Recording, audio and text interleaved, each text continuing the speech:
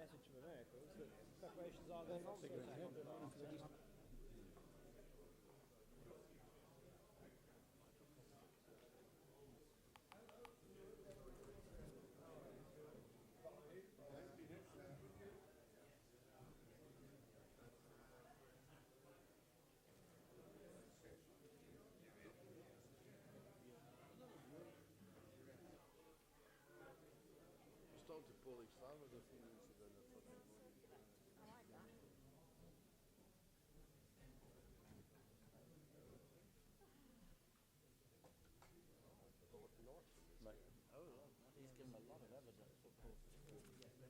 The press didn't lay a glove on him. No, I know. And they're going to have a go at us.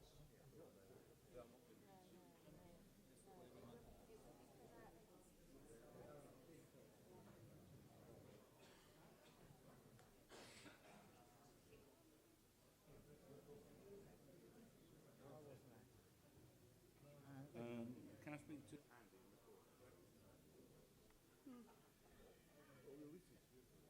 Although I did say I wanted to sit next to him in that house.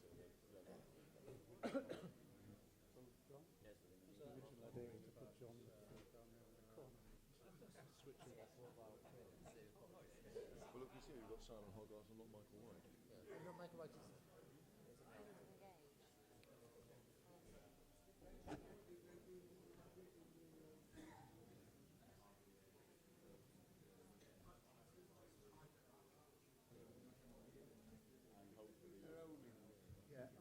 But they all...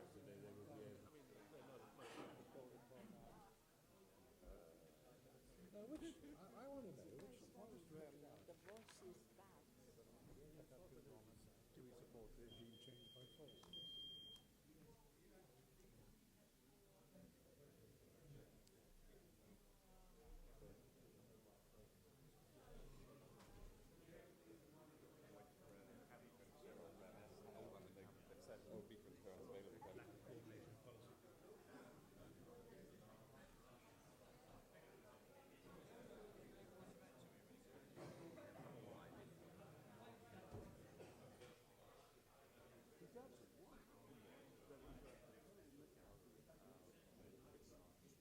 Transparent. You can see people wandering around.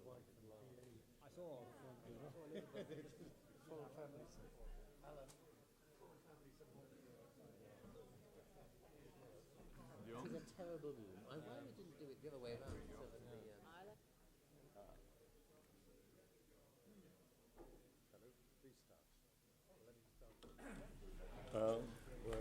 Are we ready to can we start early? I think we're just about to start. Well, welcome, Prime Minister. I was going to say you might well want to take your jacket off. It is rather warm in here.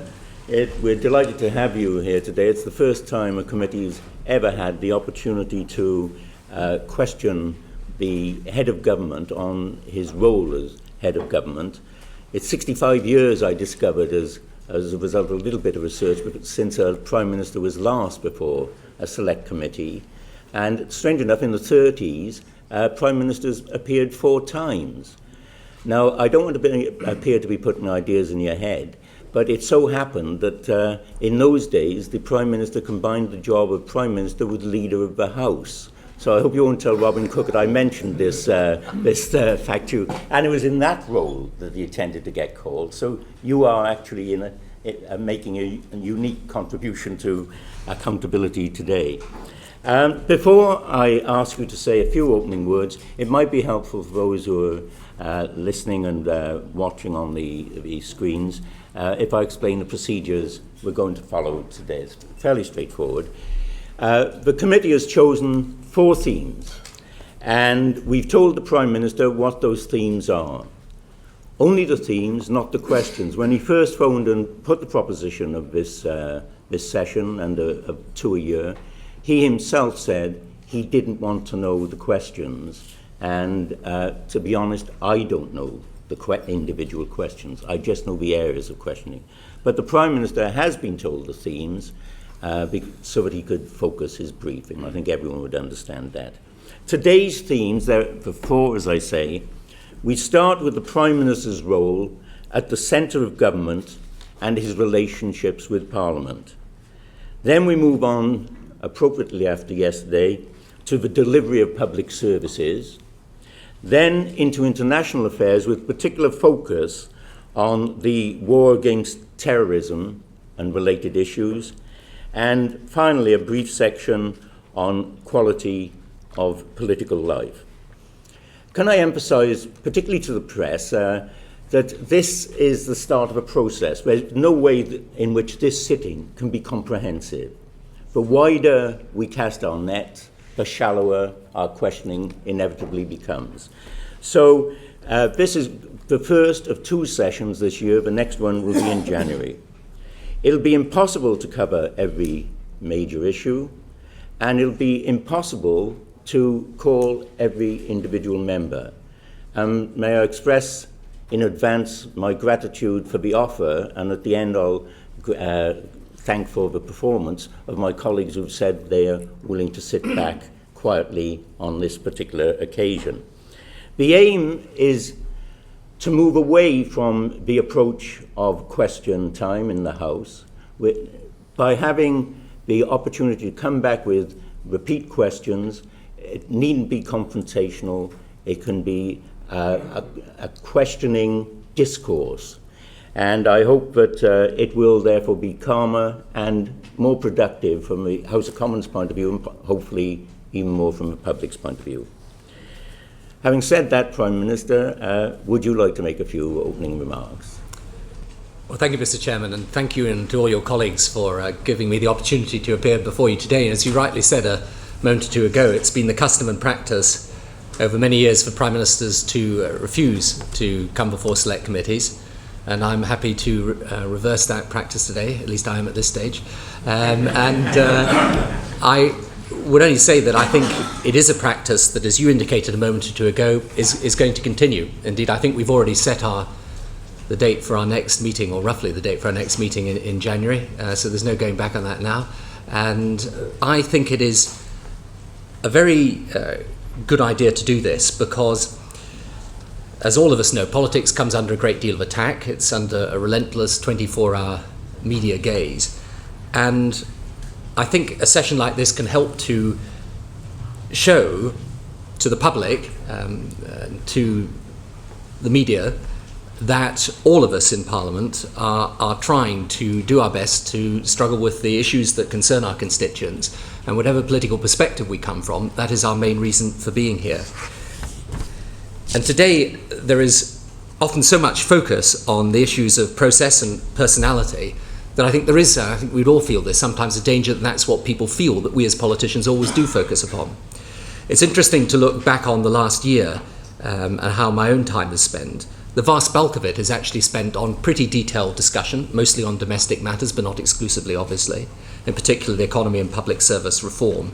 And I think the advantage of this session is that it allows us to look at those issues in detail before the public, and perhaps in doing so to illustrate better what Parliament is really for and what politicians, as I say, left or right, really care about.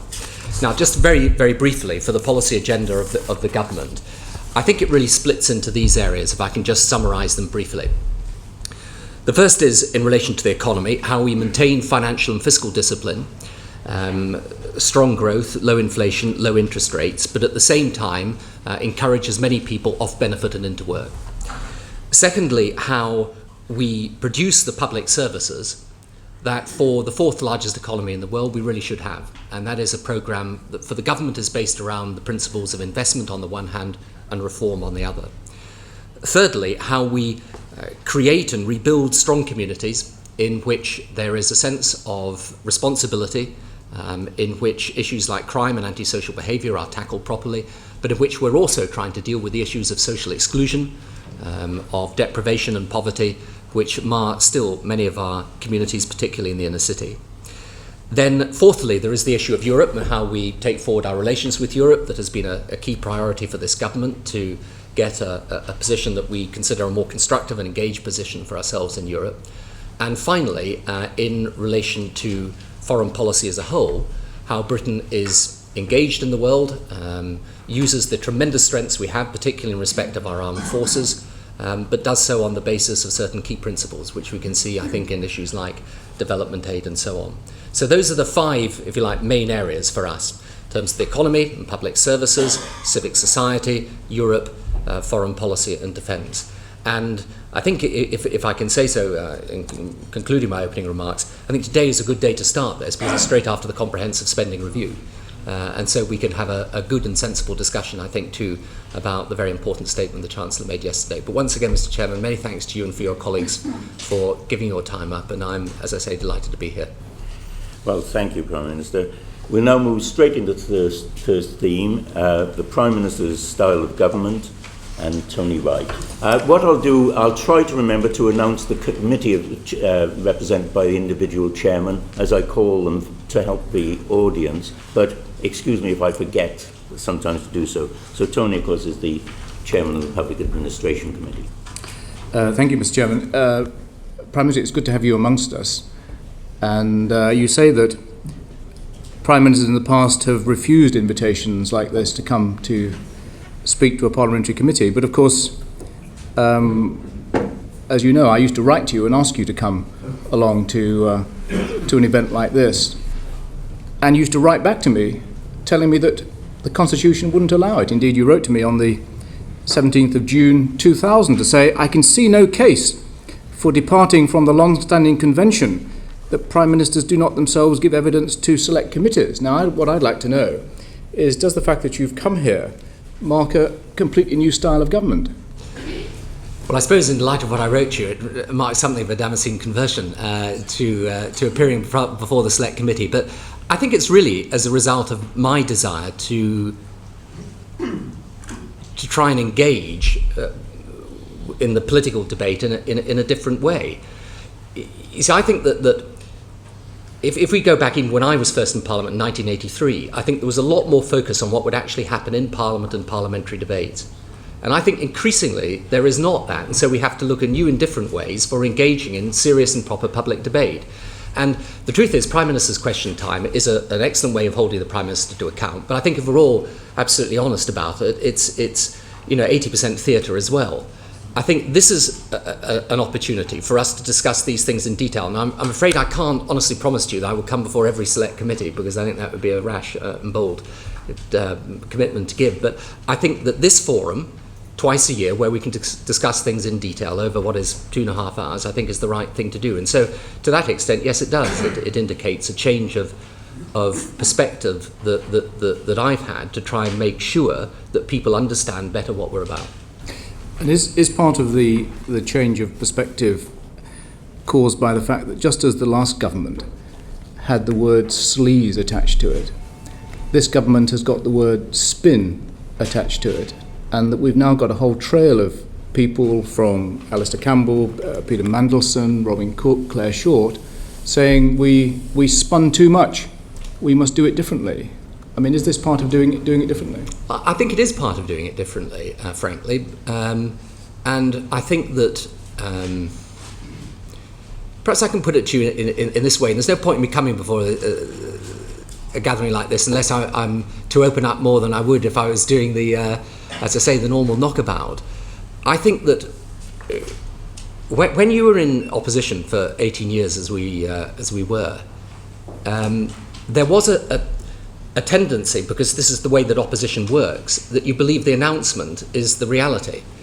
And in many ways in opposition it is, because what matters is the policy that you're announcing. You're not actually in a position to deliver anything on the ground. And I think for the first period of time in government, there was a tendency to believe that, as it were, that the same situation still applied. It doesn't, in fact. For government, the announcement is merely the intention. The reality is what you have to go on and deliver on the ground. And, I mean, I think that for us, in a sense, doing it this way, making sure that we have more ministerial statements, making sure that we try and find new ways of reaching out in direct conversation with people is a way of overcoming what is perceived, I think, often unfairly, as issues to do simply with news management. Prime Minister, what a lot of us are interested in is what are the constraints on a Prime Minister today? Is it the Cabinet? Is it Parliament? Is it the civil service? Is it individual government departments? And what I'm interested in is the inner wiring of your government, how decisions are made. And traditionally, a government department would work up a policy because that's where the expertise was, that's where the ministers were. And if it involved sensitive issues or other government departments, it would be brokered through subcommittees, possibly ending with cabinet. This process seems to be short-circuited under your administration. Can I just quote what one of your former cabinet ministers said? More and more decisions were being taken by number 10 without consultation with the relevant minister or secretary of state. He makes decisions with a small coterie of people, advisors. Just like the President of the United States, he doesn't go back to cabinet, he isn't inclusive. Is there any substance in what one of your former colleagues said about this style of government? I truly believe not, no. I think that is unfair and wrong. I mean, we have, I think, roughly double the number of cabinet subcommittees that we inherited in 1997. I think there's now over 40 cabinet subcommittees. I have regular bilateral stock takes with ministers. The departments, of course, have charge of the policy, but I think the reality is, for any modern Prime Minister, you also want to know what is happening in your own government, to be trying to drive forward the agenda of change on which you were elected. And it is true that at Cabinet, yes, I would be surprised if the first time I knew of a problem is that it suddenly surfaced around the Cabinet table. But I regard that as good management in a sense. Now, that's not to say when critical issues come up that the Cabinet doesn't sit and discuss them. But if there were particularly very contentious issues, and the first I ever heard of it was at Cabinet, then I would think that some process of communication between departments and the centre had broken down. So I don't actually accept that we have changed fundamentally the principles at all, but I do probably place a lot more emphasis on bilateral stock takes, although there are, as I say, the cabinet subcommittees, and of course I chair groups of ministers myself. Well, if Mo Molam got it wrong, what about Sir Richard Packer, a former permanent secretary? They've shaken up departments. There's a lot more power at the centre. There are groups at the centre with the Prime Minister's ear. If something goes wrong, departmental responsibility is clear, but if something goes right, they read in the newspaper that it was all the Prime Minister's idea. Well, I don't accept that either, I'm afraid, to say on that. And I certainly hadn't noticed that all the things that went wrong were never laid at my door, I must say, from the media coverage I've seen, with the greatest respect to our colleagues over there. Look, I mean, people will always say these things. I think, if you go back in politics, I think prime ministers fit in two categories.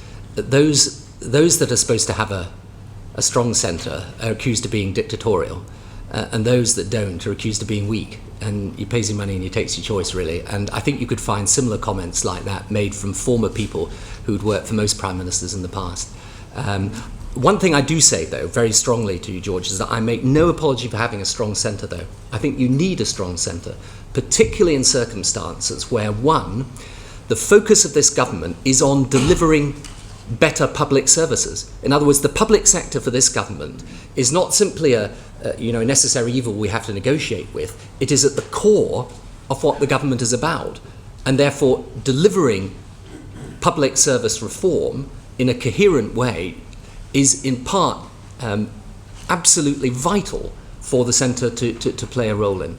And the second thing is that in relation to foreign policy and security issues, I think, again, that the simple fact of the matter is that in today's world there's just a lot more that needs to be done at a prime ministerial level. So you need, for those two reasons, I think, a stronger centre. I was looking through, before I came to the committee, however, some of the facts and figures in relation to this, and we worked out, I think, that my number 10 office has roughly the same, or perhaps even fewer people working for it than the Irish Taoiseachs. So I think to put this in context, and far fewer than either the French Prime Minister, never mind the Elysée and the Prime Minister combined, or the German Chancellor. But I'm not sure we're comparing it with other systems. I think we're comparing it with how we've traditionally run government here. I think that's the comparison. And you've always been very open about the way in which, and you've argued today, the need for this strong centre. And last year you talked about making sure that the writ of the Prime Minister runs throughout. I mean, and if you look at just what's happened, just the sheer growth of number 10, more than doubling the number of special advisors inside government, About a third of those are inside number 10. I mean, we can't pretend this is the same kind of government that's going on now, can we? Well, as I said to you a moment or two ago, I mean, I think that we needed a stronger centre. I mean, let me give you a couple, well, in fact, I can give you 3 examples of it. First of all, just take the sheer volume of correspondence we now get from the public. I was told just before I came here that for the first 7 months of this calendar year, we've received somewhere in the region of 500,000 letters. Now, that is over double what John Major's government was receiving. Now, there are all sorts of different reasons for that, but the fact is we've had to increase the number of staff to deal with it. Right, so with respect, No, I mean, you haven't expanded the centre so that you could deal with correspondence, have you? Few examples of this. The second example I would give you is in relation to foreign policy, where it is correct that we have changed. We've brought in, for example, Sir Stephen Wall and Sir David Manning are now my advisors there. That has expanded from where we were before. When I first came to office, John Holmes, who was the advisor to John Major and to me, absolutely outstanding civil servant, brilliant guy, but he was literally handling all foreign policy matters, all European matters, all defence and security matters, and Northern Ireland. It just isn't possible to do the job effectively with that much pressure being placed on one person. And then in relation to policy, yes, again, it's true. I mean, we've expanded the number of policy advisors, but that's because I think it's the right thing to do, and I think it's important that in these big public service reform areas, we are in constant dialogue, keeping up an exchange of views and partnership with the department to drive forward the process of change. So the short answer to your question is I'm not disputing the fact that we have strengthened the centre considerably, but I say that is the right thing to do. It's necessary if we are wanting to deliver the public service reform that is essential for us, and given the totally changed foreign policy and security situation. I think what I want you just to say, though, is that we now have a different way of doing government here. I mean, Peter Hennessy talks about Washington has now come to Whitehall, and all the people who know about these things say something similar. I mean, why can't we just say it? There may be good reasons for having it. Let's just say we have a Prime Minister's department. The fact that you come here today means that we're moving towards a Prime Minister's department. Why are we so coy about it? But because I think that to say that is not either constitutionally or practically correct. I mean, you mentioned the United States of America, but again, let's set this in context. In the United States of America, there's something like 3,500 or even 4,000 political appointments. We have, I think, 80 special advisors for the whole of government. There are 3,500 senior civil servants. There are 80 special advisors. There are 400,000 civil servants as a whole.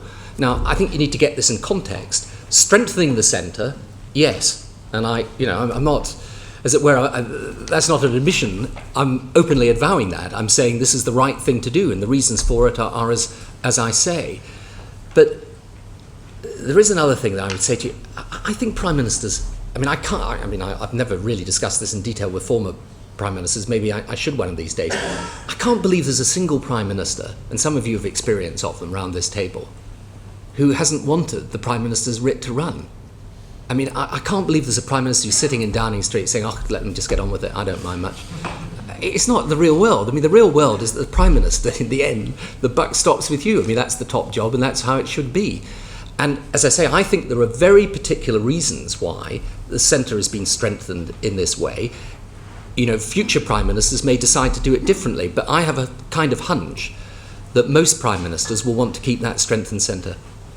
But haven't you strengthened number 10, but weakened your government and weakened Parliament? If you're going to have all this power focused in the centre, and in many cases on one person, don't you also need to have the checks? And isn't the case that the checks aren't working anymore, in that Cabinet isn't a check, the civil service around you is increasingly special advisors, and as will come on in a moment, Parliament has been weakened. So if you're going to move the centre of gravity into number 10, don't you also need to make sure you've got the checks, so that in a parliamentary democracy we can hold to account the place where the power has now moved to? Yes, but you see, I'm afraid I don't accept the premise of that. I don't accept that Cabinet government is weakened. I think the fact that, as I say, you have roughly double the number of Cabinet subcommittees is an indication that Cabinet Committee is strong. The fact that I chair regular ministerial meetings, for example, there's a ministerial group on public services, on issues to do with Europe that I chair. For example, in relation to welfare reform in the first Parliament, I chaired all the meetings in relation to that programme and the health service plan. Likewise, it's slightly different with street crime, which is in the COBRA setting, but actually it covers the range of government departments. I don't accept those checks and balances aren't there. And the checks and balances with the civil service are still very much there. And the senior people, for example, on the foreign policy side, the two senior people advising me are career civil servants who've spent all their life in the civil servant, and absolutely excellent they are too. So, you know, I think that with the greatest respect, I think you've got to distinguish very carefully between two quite separate things. A stronger centre, which I think is necessary and right, particularly given the focus that this government has, and weakening cabinet government. And in the bilateral stock takes that I have regular, I don't know whether we actually said this to people, but we have regular bilateral stock takes. Every week I will have several bilateral stock takes with the main ministers. And we go through then all the programme that they're trying to deliver, how it can be helped, what are the issues that are of concern to them. And so I think that the process of cabinet government is alive and well, I have to say, but I don't think it's inconsistent with a stronger centre. But one of your colleagues has said that if you want to seek an entry into politics, you no longer need to do it via the cabinet, but by a member of the UK presidential staff. That's Graham Allen. So if he's right there, is it really the case that the cabinet is this enormous constraint? Hasn't the decision-making process moved over to some extent to special advisors whom we can't get at because you won't let Parliament cross-examine them? No, because, I mean, look, we just had yesterday the comprehensive spending review. I don't know how many meetings Gordon and I have had about this in the last few months. A score of them, probably more. Never mind informal contacts by telephone and so on. The idea that that's all decided by special advisors, I mean, it's the most important thing we've done as a government. I mean, it's absurd. Special advisors have a role to play, and I think that their role to play is sometimes a bit misunderstood. Indeed, I think some of the reports from Tony Wright's committee are actually interesting in this regard and welcome. I think it's important we have some understanding of what they do. But the idea that they determine the policy of the government is not, I really believe, is something that would not be recognised by any cabinet minister, even if you were talking to them off the record and in private. Charles Clarke told the Wicks Committee last week that we've got too many special advisors. Is that right? I think that, there's a distinction I would draw between different types of special advisors. Obviously I think we got the right number, otherwise we'd have fewer of them, but I think it's important also to realise that in respect to special advisors, there's often talk of them being simply media people. Actually, few of them are media people. The vast bulk of them are policy people. Edward Lee, Public Accounts Committee. Prime Minister, you're strengthening Downing Street, but unfortunately, because the vote for Downing Street is contained within the Cabinet Office, we have no idea what is the cost of all these various units that you are creating. Are you prepared to open up the accounts of Downing Street so that we can scrutinise them? Well, I'm prepared to do what we've always done as a government. I'm not going to change the practice from previous governments. And if you want the most up-to-date figures that we've got on that, we can let you have them. I mean, I don't have them to hand myself now. Well, as you know, in the way we often operate select committees, we don't expect you to know every answer, but would be very grateful to receive a note. For instance, you've created several new offices within Downing Street: the Office of Public Service Reform, the Office of the E-Envoy, the Prime Minister's Delivery Unit, the Forward Strategy Unit, the Performance Innovation Unit. Are you prepared to give us a note on what these are costing, the staffing? Well, I'm prepared to do, as I say, what we've always done, and I don't know the exact details we've given before, but we will give you the up-to-date details consistent with that practice. Can I just point out to you, though, that some of these are actually located in the Cabinet Office. For example, the E-Envoy does work for the whole of government, as does the Cabinet Office service government. The Delivery Unit is there for a very specific reason. I mean, this was an innovation after the last election, and perhaps it's, it might be helpful to the committee if I just say a word or two about what it does. The important thing about the Delivery Unit is that it enables us to focus on certain very key indicators for the government, and they work in partnership with the departments concerned, and I think most people now, a year into it, would consider them helpful, most people within departments. It allows us to clear obstructions across government, because some of these issues, for example, we've been looking at the issue of delayed discharges in hospital. It's one of the things the delivery unit has done, and we've managed to bring them down quite significantly. Now, they did that by helping the department focus on certain issues, but also removing obstacles elsewhere in government, because it's not just a matter for hospitals, it's a matter for social services and other departments too. Well, thank you for that, Prime Minister. There has been reports that the cost of Downing Street has doubled in recent years. These are press reports, and therefore it's all the more important that we get the facts. There's also been criticism by departments that these offices are uncoordinated and lack coherence, and Sir Andrew Turnbull has been charged to try and improve their performance. Could I ask you, for instance, about the Office of the E-Envoy, which we understand from our work in the Public Accounts Committee is now employing 270 staff, is costing up to £30 to £35 million a year. But when we asked them, not about the targets they set, for instance, you've said that all government services should be online by 2005, but the E-Envoy was unable to tell us how successful he has been in persuading government departments to actually meet these targets. Do you agree that there is no purpose in setting up all these central units if they are not actually delivering improvements on the ground and departments are listening to the advice they're being given? I totally agree with that, but I don't agree that they're not.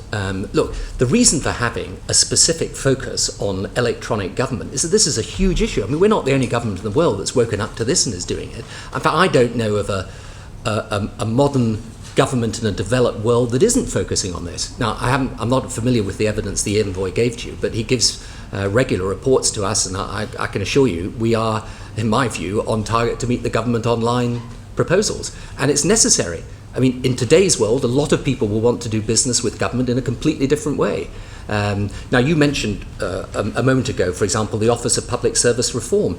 Again, I don't think there's any confusion about this at all. What that does is focus on certain specific public service reform issues, and does that working with departments. For example, we are devolving, as you know, 75% of the National Health Service budget will go to primary care trusts by end of 2004.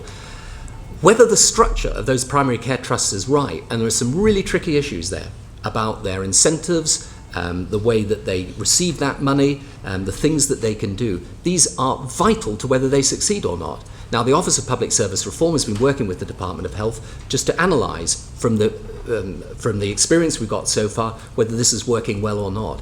So I think these things have a sensible function from the centre, and again, I would say it's in the tradition of what governments and prime ministers have done over a long period of time. I was just, again, reading what I think Derek Rayner did for the Thatcher government in terms of the efficiency unit, which was set up by Margaret Thatcher. It was an innovation. I think the Conservatives at the time thought that was quite successful in trying to cut down the costs of government. I mean, these things will come up from time to time. There will be issues, there will be units or special groups set up to deal with them. I don't think we should see that as some great constitutional innovation. I think it's more to do with just keeping government up to the times, really. Thank you. Thanks. Thank you. Before we move on, we will have a note then on the initial question. We'll remind your Secretariat of what it was from Mr. Lee. Sure. Barry Sherman, Education and Skills. Prime Minister, most of us would not argue with the need for a stronger centre in order to deliver on policy and public policy reform. But what we see over a number of years, not just under your prime ministerial period, is the centre getting stronger and Parliament getting weaker. Not only getting weaker in terms of its ability to scrutinise the executive, but really seeing, and I think you will have seen coming in when you did, and myself coming in the Parliament, the election before, the way in which parliamentary debates are much thinner and weaker. Much of what we do is less effective. So in one sense, there is a peripheralisation of politics, of Parliament. We have devolved assemblies, we have the move of power to the European Union, we have a re-energised upper chamber. Is this going to be your only contribution to improving that kind of Parliament executive relationship, or can you think of other ways in which we can improve it? Well, I suppose this is one way, I guess, today. I mean, everyone around the table will have their own views and insights into this. First of all, again, factually, in terms of the numbers of hours that, for example, I spend answering questions in Parliament, I have spent longer doing Prime Minister's questions than in the same period of time my predecessor did, for example, and given more Prime Ministerial statements than either of my two predecessors in the same amount of time. It's just interesting to note that. And there are more ministerial statements under this government than under the previous one. However, I don't think that is really the issue. I think that the problem is this. And again, I mean, let me just be frank about how I see it. When I first came into Parliament, there was still some interest in debates in Parliament, even at 8 o'clock at night, even when the House wasn't that full. And if you wanted to make your mark as a Member of Parliament, and I remember Gordon Brown myself doing the trade union bill at the time, not sure that we still hold to quite all the positions we adopted at that point, but we made them very eloquently nonetheless. But I remember, being very conscious of the fact that if you wanted to get ahead, that's what you did. Now, this is just my assessment of this, that we've got to try and look for new ways of making Parliament relevant and capturing people's interests, recognising, I think this is the honest and blunt truth, that unless there is a tie-in between the media reporting and what we do, then you will not get politicians over a significant period of time. I don't think they mind talking to a not very full house, but if they're talking to a not very full house and no one ever hears that they've ever been talking, unless they read it 50 years later in Hansard, I think it is unrealistic to expect them to devote a lot of time to that. Prime Minister, some people have argued that the Select Committee system is one way to re-energise the parliamentary initiative. But if we're going to do that, we've got to be able to scrutinise. And indeed, our method of scrutiny can actually help in your own ambitions for putting public service investment in, but demanding reform. We are at the very heart of being able to help in that scrutiny process in terms of evaluating whether the extra money that was announced yesterday is actually effective. But the problem that we have very often when we're trying to scrutinise the executive, that many of the decisions are still seeming to be made not in departments, and our writ does not run. We cannot get anyone from the PIU to come before a select committee. We can't get anyone from your policy unit before the select committee. And it does seem, and you say the media takes interest, the media would take much greater interest if I could get Andrew Adonis in front of my committee or other senior advisors when we suspected they were making very important policy decisions in Number 10 or in the PIU. Barry, I suspect you would get quite a lot of interest, though whether for the right reasons, I don't know. But I just think, I don't recognise this as what is happening, for example, in the Department of Education, the education policy. You are better talking to Estelle Morris than you are to anybody else, whether in my policy unit or elsewhere. And I simply don't recognise this notion that policy is not made in departments. But why are you so reluctant to allow, this is going to be every 6 months, this meeting, and it's very useful and I welcome it. But why are you so reluctant to allow senior policy influencers, if I can call them that, to come before the committee? It's not going to be life-threatening, is it, to have a frank discussion with the Select Committee? No, but I think that there is a reason why no government has ever done it.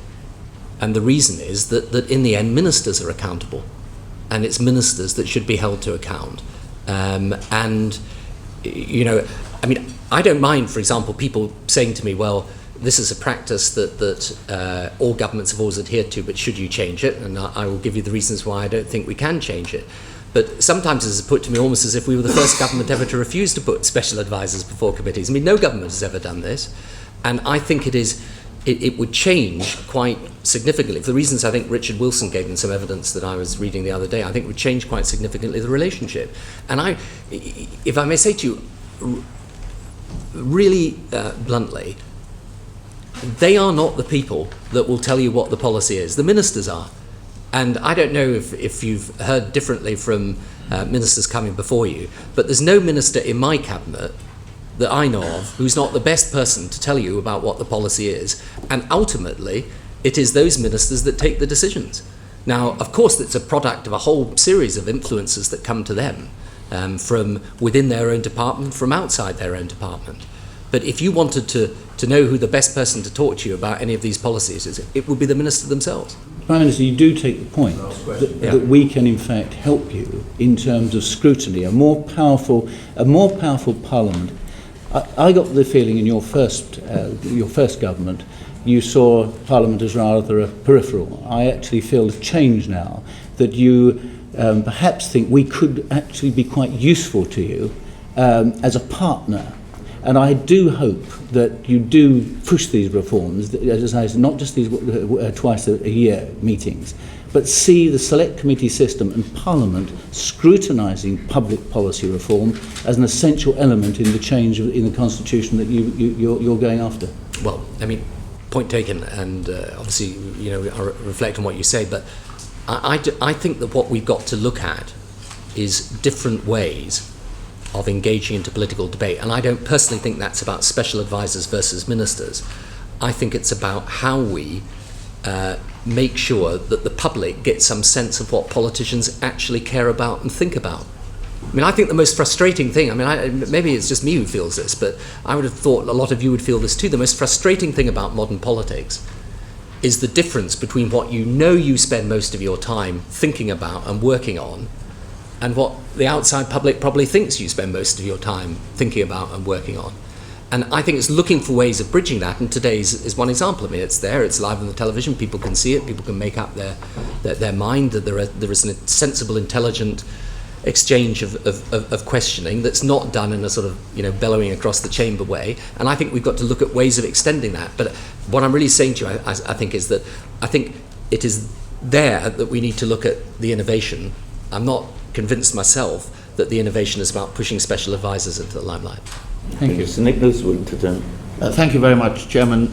Prime Minister, there is massive voter apathy at all levels of government. The electorate, the voters, are concerned that there is a lack of independence within members of Parliament because of the power of the party machines. Much legislation goes through Parliament undebated because of the timetable motions, or they're now described as programming motions. And many important issues now have been ceded to the European Union. For example, even those herbal medicines that we can take are now subject to the European Union rulings, not in fact the rulings of our own government. Can I ask you sincerely, as somebody who's been devoted to Parliament all the 31 years he's been in this place, and I'll say to my colleagues, I've been in opposition all 31 of those years.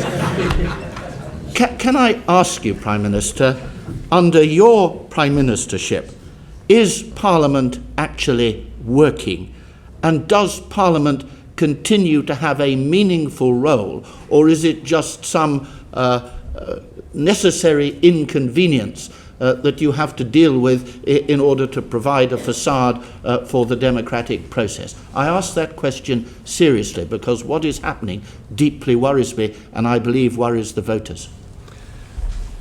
First of all, Nicholas, I think you're the living proof that the party machine has its limits, and long may that be the case. But I think that the issue of voter apathy, it's not, first of all, a question just for this country. It's right around the Western world this is happening. I think that if people had a clearer understanding of what Parliament was doing and how Parliament spent its time, as I was saying a moment or two ago, I think they would see a far greater connection between their lives and what the members of Parliament are debating. But I don't really believe that's a fault of this particular government, or that it arises from something that we have done, because I was saying a moment or two ago, in terms of accountability, coming to Parliament, making statements and so on, we've been every bit as assiduous as any previous government. And I was just saying a moment or two ago, if you look at the amount of time I've spent answering questions in the House of Commons, it's probably, if you add the ministerial statements to the Prime Minister's questions, longer than either of my two predecessors. So what is the real issue we're dealing with here? I think it is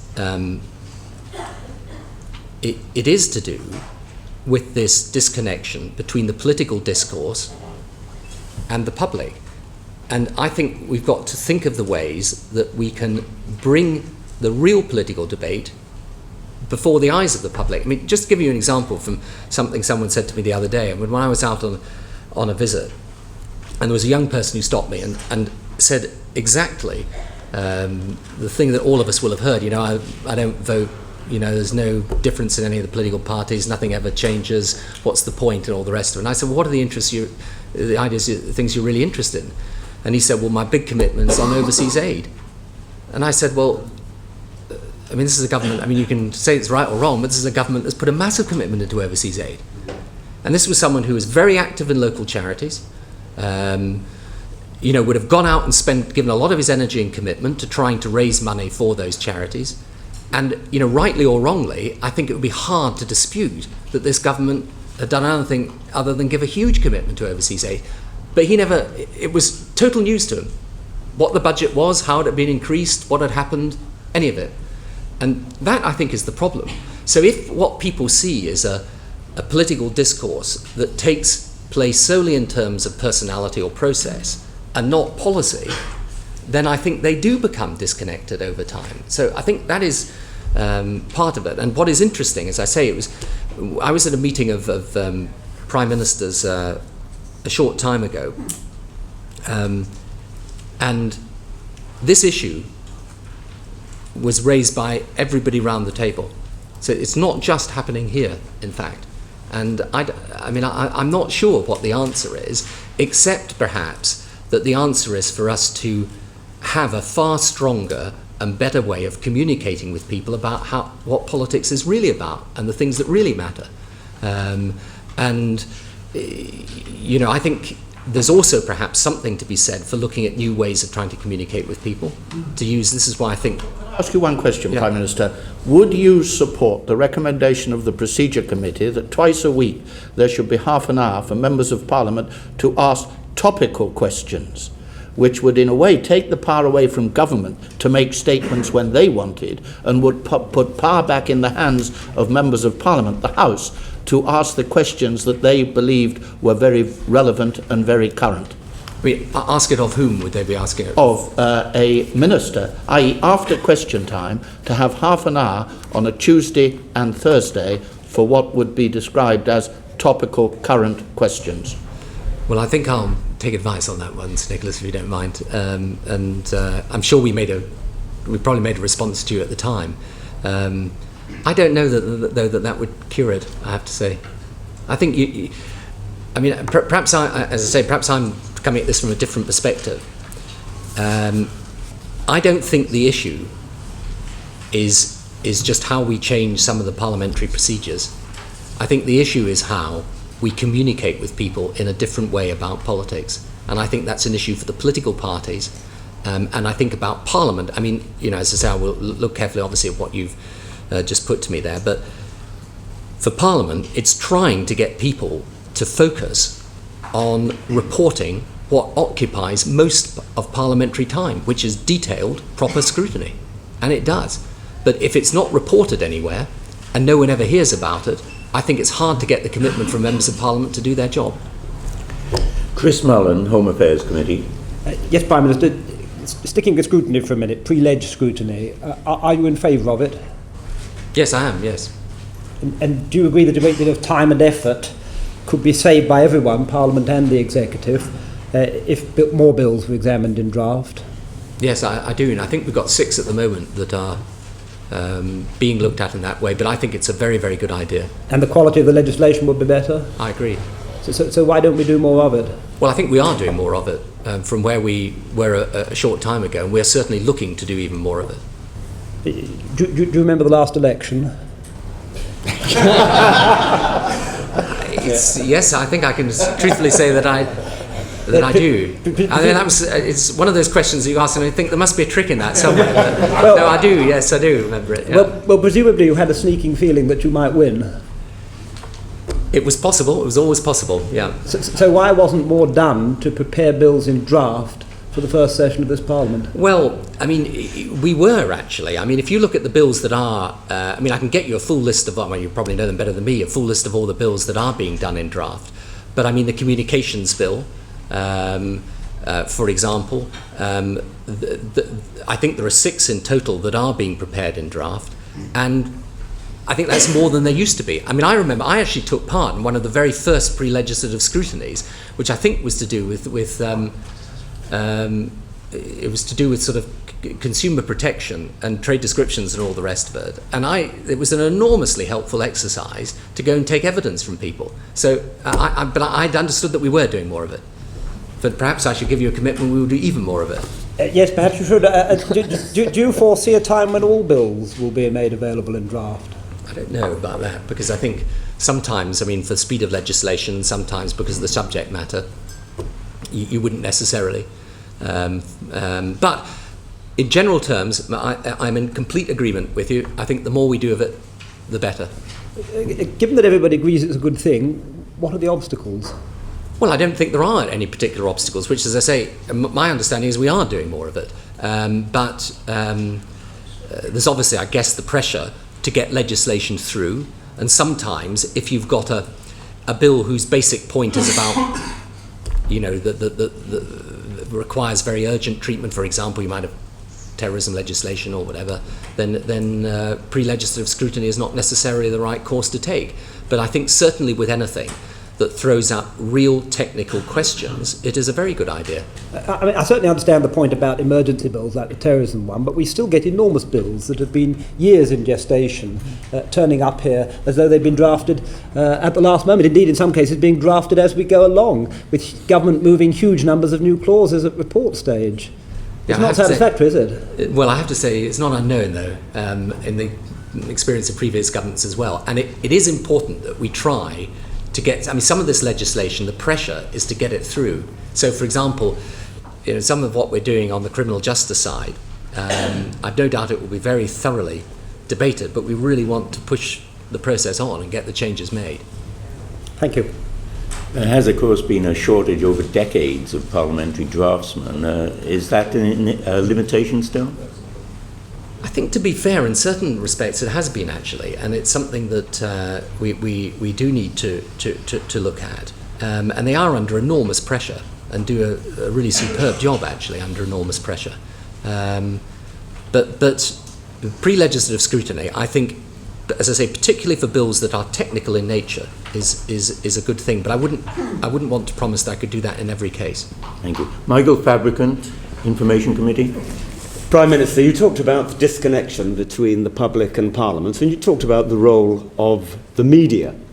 And I wonder if I could just ask you a few questions about the housekeeping, if you like, between your relationship and Downing Street's relationship with the media. You recently had a prime ministerial press conference, some would say a very presidential form of press conference. Do you think that was effective? I mean, it's for others to judge whether it was effective, but I mean, you know, sometimes you can't win on this. I mean, if you have a press conference, then you say criticise for being presidential. If you don't, people say, well, you're not being open with us. And you know, one of the things that we're trying to do is to find better ways of communicating, and maybe coming before the press every month and saying, right, here it is. You know, ask me whatever you want. Are you going to come before the press in that style every month? How Yes. frequently are they going to be held? We said every month, and I think there's a date set for the end of this July. Again, I should say to you, though, I mean, I talk to the press at press conferences. For example, every European summit we have a press conference. You know, whenever you go on any trip abroad, you have a press conference. When I'm out just in the country, I mean, I'm liable to be doorstepped. So it's not as if the only time I ever see these guys is once a month. But it was again part of a way of saying, well, how do you communicate with people? I mean, it'd be interesting to see whether the press conferences carry on being carried live and people watching them, but and like this committee, it's all part of I guess what we're all trying to deal with, which is how do you get people to have some feel of what you're actually doing. What about the lobby? Because you know the lobby is a very different sort of organisation. There can be sustained questioning, rather unlike this committee, I might add. You've got a small group of people who can pursue a particular issue. And some would say that Mittal wouldn't have been exposed if it hadn't been through the thorough questioning of 2 or 3 very able journalists. What is the future of the lobby? Because it has been said that the lobby is going to be replaced by this new form of press conference. No, it's not that, but it is. It's simply important, we felt, to open the lobby up. I mean, there's no great mystique about it. I think we were I may be wrong about this, but I think we were the first people to actually put it all, as it were, on the record. And you know, the official spokesman, the 2 civil servants that do these lobby briefings for me, and if you ever have occasion to read the notes of them, they're I mean, they have to be pretty quick on their feet. It's like 45 minutes of Prime Minister's questions twice a day. They're on the website, and we do read the notes, and they are going to continue.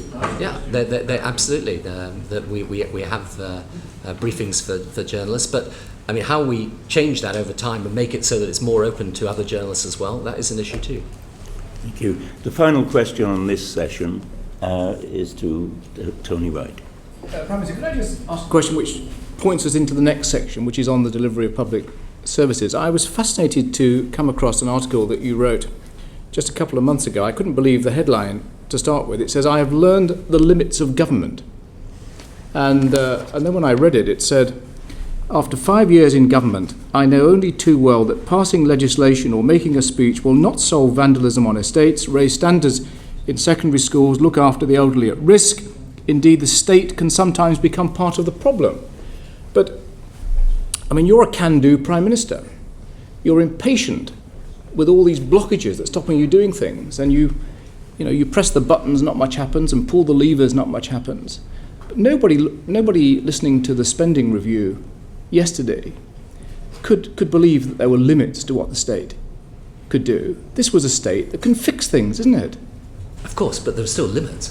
But what I'm saying is not that you can't get things done and deliver things. Indeed, I would say that we have. I mean, if you take primary schools, for example, we've got the best ever primary school results this country's ever had by a large margin. Now, that was only done through delivery. The fact that you've got virtually every health service waiting list indicator moving in a direction better than 1997 is because of delivery. The fact that you've got 1.75 million people going through the New Deal is because of delivery. Does that mean to say there are no limits to what government can do? Of course there are limits. And the point that I was making in the article was, ultimately, for example, in local communities, we can enable, but we can't do everything. I mean, I was at a community the other day up in Teesside where we have given this community a lot of money invested in its local schools, a lot of money invested in its local community partnerships, but the most exciting thing about that local community was that the people who were very, ordinary people from a working class background and a difficult estate, they had taken charge of how that money should be spent, and they were doing it. Now, what will make the difference to that estate in the end is not just government, but them. And actually, if government does the wrong thing in relation to that estate, government could get in the way. And so I think it's not that I don't believe that government can do a lot. I mean, I suppose that's one of the differences between right and left in politics. The left of politics believes that government can be a benign influence for change and deliver things. But there is a limit to what government can do, because in the end, you require people to take responsibility for their own lives. And that's why the political philosophy that you and I both share is about a state that is enabling, not a state that is controlling. Very much. John Horan, Environmental Audit Committee. Thank you, Chairman. Prime Minister, you've said that the campaign to improve public services was what got you up in the morning. But what teachers and doctors and police seem to be saying is that actually Whitehall is getting in the way, that it's intervening too much. For example, Home Office ministers announced 46 initiatives in the 10 months to March this year. The Education Secretary has issued 4,500 pages of policy guidance in the last 12 months. I mean, how are teachers and policemen and doctors supposed to cope with all that and do their job? Well, first of all, I mean, some of these figures become a bit alarming, but are actually rather misleading as well. I mean, for example, the documents... Well, they're not actually. In relation to the documents sent out to schools, there's a huge amount of double counting because some documents are sent out to primary and secondary schools. So they're not different pieces of information. However, having said all that, we do have to there is a tension between the centre and the locality. And again, let me be very honest with you about the process of change that I think we've undergone here. When we're trying to turn around public services, and I don't want to make a sort of heavy political point, but let me just state this. When we came in 1997, there was a serious and fundamental problem with our public services in education, in health, in transport. There had been gross underinvestment over a long period of time, particularly in health and in transport, and the result of that was that there was a service that was just going backwards and backwards and backwards. I mean, for example, people say, well, why haven't you reduced the health service waiting list longer as a Labour government? We've brought them down 100,000. People say it should be more. Yes, it should, and we will get there in the end. But they've gone up 400,000 in the few years before we came to office. we'd had massive cutbacks on critical investment in critical areas. Now, at the beginning, we were driving a lot from the centre.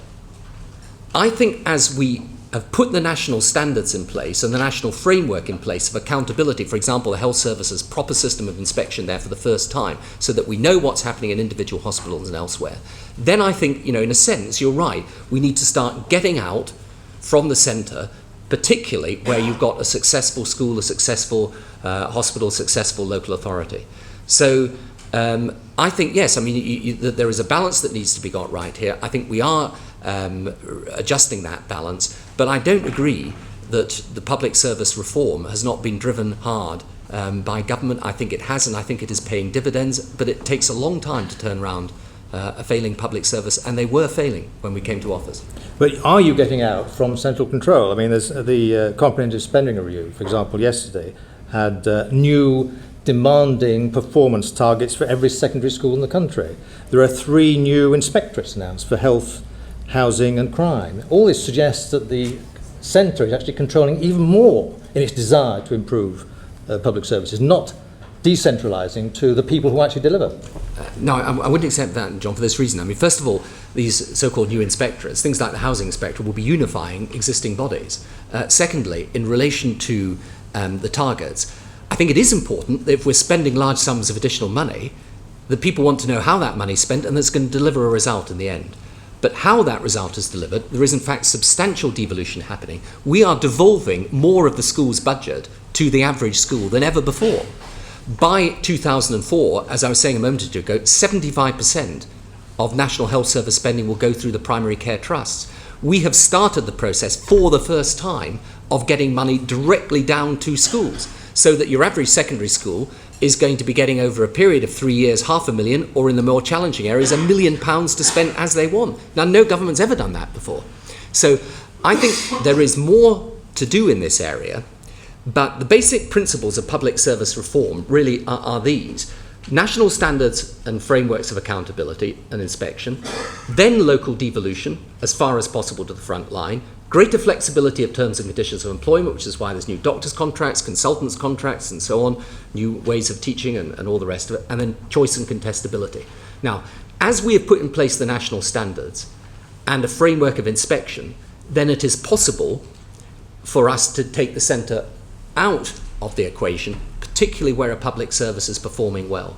And so, I mean, I say I'm not disagreeing with you that there is a tension between the centre and the locality, but we are adjusting that in the light of the reforms that we're making.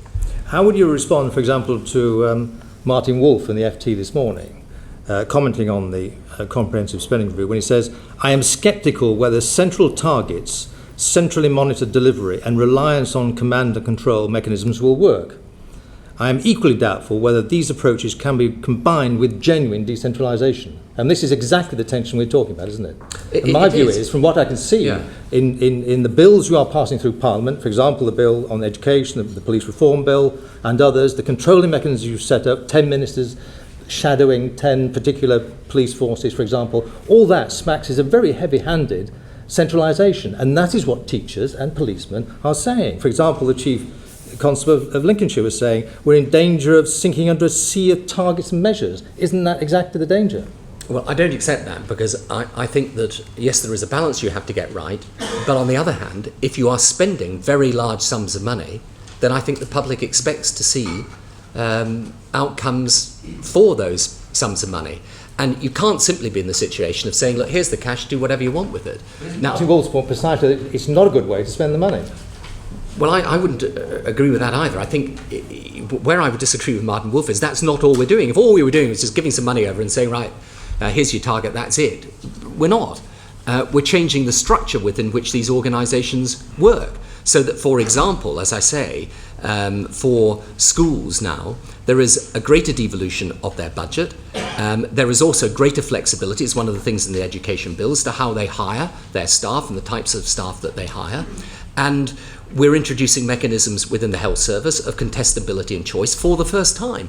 I mean, now, if you're a heart patient and you're waiting more than 6 months, you will have the choice to go elsewhere to get your operation. We're introducing the same piloting it in London. Now, these are changes and reforms. The opening up, for example, in the health service of diagnostic and treatment centres where we're bringing in outside providers. These are reforms that go far beyond the mere setting of a target.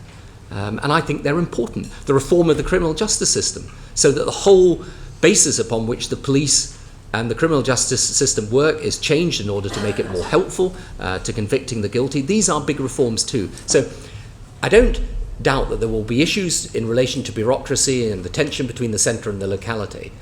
But I think if you were to talk to most people, and I spend a lot of my time talking to frontline staff in the health service and schools and in the police, sure, there are always the frustrations you get with the reform programme, but on the other hand, I think most of them accept that policy is moving in the right direction.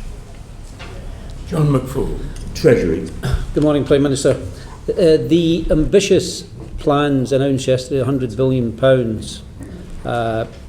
does that mean then that by the time of the next election, if public services aren't improved, you'll have no excuses? I think if public services don't improve by the time of the next election, people will hold us heavily to account. Will these proposals survive a slump? They will survive the ups and downs of the stock market, but will they survive a slump?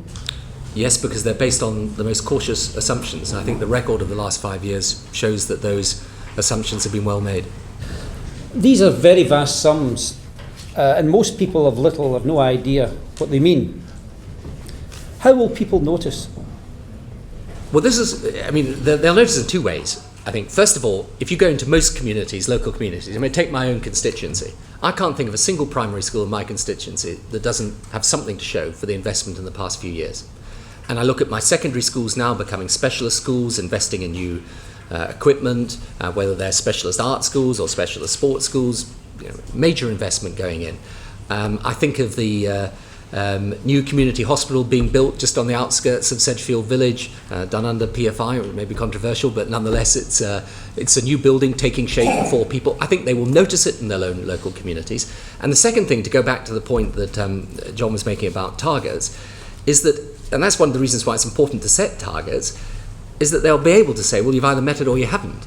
And we've got challenging targets in relation, for example, to the health service, that by the end of 2005 there'll be no one waiting for more than 6 months. Now that's a massive change and it's going to require a lot of work to do it, but that's the judgment they'll make. During Gordon Brown's speech yesterday, he announced 130 additional targets, added to the 300 odd targets that have already been announced in the 1998 Comprehensive Spending Review. But his spending review paper yesterday stated, paragraph 130, new resources must be matched with reform to deliver results in which the modernisation of public services is crucial. That's a very bland statement. And Parliament doesn't have sufficient information in order to analyse these targets and to track them. How are you going to help Parliament in that? Well, I think that the basic targets that the government has, people know. For example, in the health service, we set out very, very detailed targets as to what we've got to achieve. And if we don't achieve them, they'll be sitting there and saying you haven't done it. And I think, Thank you, Prime Minister, is that there is insufficient information coming from the Treasury to select committees in order for us to analyse these targets. That's the issue. Well, I wasn't aware that was a particular problem, but I'm very happy to look at it if you tell me that it is. Yeah. Can I look at the issue of productivity? That's one of the central elements of this government's programme, and I know that you and the Chancellor have been very keen on that. But in the last 4 or 5 years, productivity measures have been very disappointing in that. We see that the public sector in the past 4 years increased their productivity by 17%, but the private sector increased it by 25%. So we need an urgent step change in productivity in the public sector.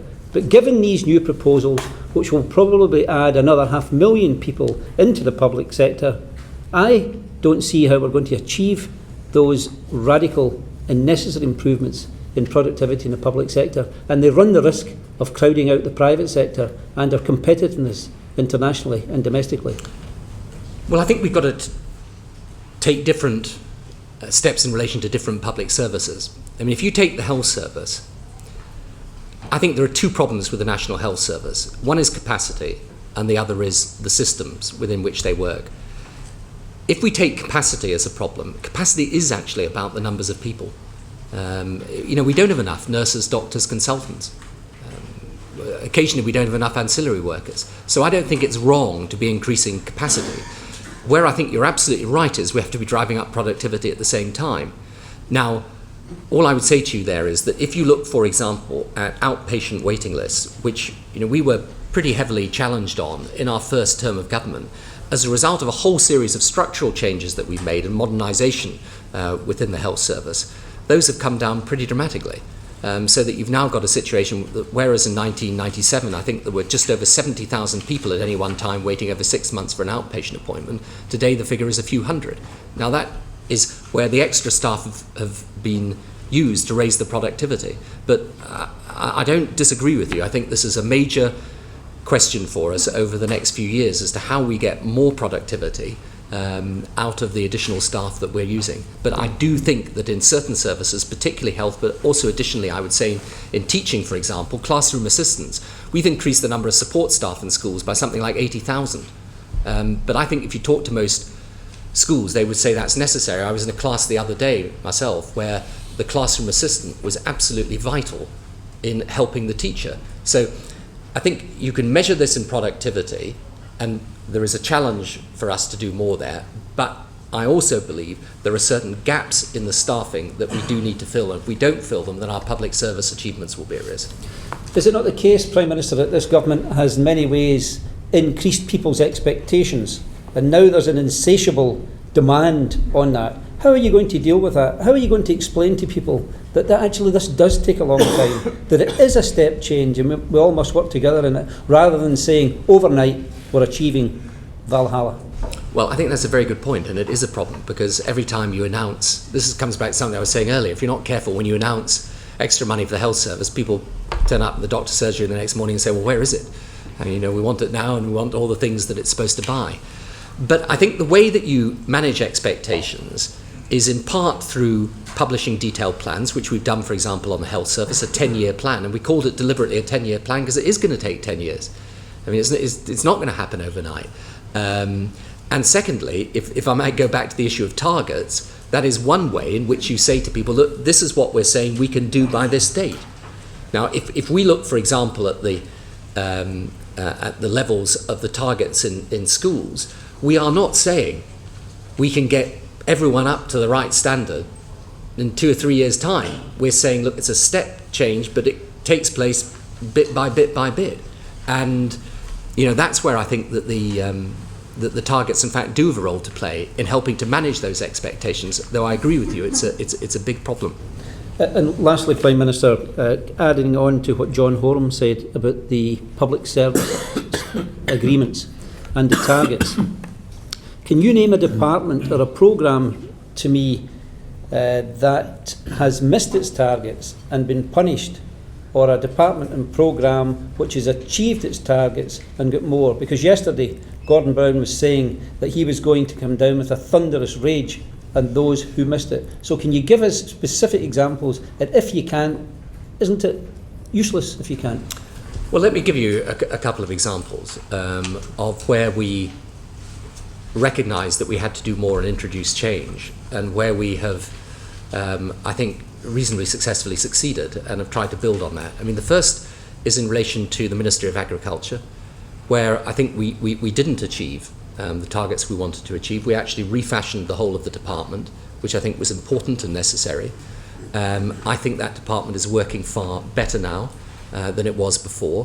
One of the things that the Office of Public Service Reform did was work in a change programme with that department, bringing in new people, reorganising the way it worked in order to make it more effective. And then I would say, by contrast, if you look at the Department of Work and Pensions, I think our record on getting people off benefit into work was a good one. A lot of people came off long-term unemployment. I met somebody yesterday who'd been 6 years unemployed on the basis that they were disabled. As a result of the New Deal for the disabled, he's now working and working extremely well. Now that's someone who had no chances before and has got a chance now. Now what have we done to build on that? what we've done to build on it is to put the Department of Work and Pensions together, refashion that, rather than the old Department of Social Security. And one of the most important things we're doing as a government are in relation to Job Centre Plus and the merging of employment and benefit offices. And I saw for myself the other day when I went into one of these new Job Centre Plus offices, it's like going to see a bank manager. I mean, it's not like you're someone behind a screen filling in your benefit form, getting out the way as quickly as possible. It's someone sitting down with you and saying, look, these are the issues that we can help you deal with. Now let's see how we, instead of paying you benefit, let's let the first question be, what can you do? What do you think you need in terms of skills to get back into work? So I agree with you. There's no point in doing this unless the bad is dealt with and the good is rewarded. But I think there are examples there. Thank you. David Hinchliffe, who's Chair of Health, was due to ask the next questions, but he was called home at short notice last night. And he's left two questions which are related, which I'll put to you if I may. The first is that departments draw up policies with nothing in their mind about the health impact of those particular policies. Take, for example, the drawing up of the national curriculum. Sport and physical education was squeezed in pursuit of the academic subjects. The upshot of that is we now have obesity, partial upshot, of obesity amongst children, which of course is going to cost us a lot in future in health terms. Is there any emerging awareness in government of a need for a joined up approach, a coherent approach to a public health strategy? There is, I believe, now. And in fact, to deal with the very issue you were mentioning, which is sport and schools, there is a programme worked out between the Department of Education now and the Department of Culture in order to make sure that we increase significantly school sport, and that will mean, I think I'm right in saying that 75% of children in the next couple of years should get at least 2 hours sport a week, that we increase the facilities, and we have, for example, this summer there are a whole series of programmes being run in parts of the inner city, particularly for the more disadvantaged children to come along and participate in sports programmes. But I think the general point is well taken. I think there is a general failure, I would say, for all governments to try and recognise the read across from one department to another. And it is amazing how quickly in government departments get into their own silos and stay there. And so I don't disagree that there is a general issue, but we are trying to tackle that. Yes, well, that's excellent, particularly in the education area. But a previous health committee did make a recommendation that every department, which is where you were beginning to go, every department should be required to draw up a public service agreement which requires it to conduct a health audit. Is this something you'd be willing to consider? I think I'd have to look at what the implications are. And in particular, if I can say so, Mr. Chairman, too, as to, we were talking about bureaucracy a moment or two ago, as to what that would actually mean on the ground. I mean, the other thing, if I can say this very honestly to you, is that one of the things I've learned in the 5 years of government is that there is always a danger that a problem pops up, and you set up some piece of machinery, and before you know where you are, it is spewing out vast numbers of directives and guidances and all the rest of it, and some poor so-and-so down on the ground has to make sense of it all. So, I mean, I will certainly, perhaps I can come back to you with a more considered answer, or to David with a more considered answer on that specific point, but I wouldn't like to commit myself. No, right now. That would be helpful. Marion Rowe, Administration Committee. Prime Minister, I was also chairman of the Health Select Committee for 5 years and have maintained, obviously, a continuing interest in health.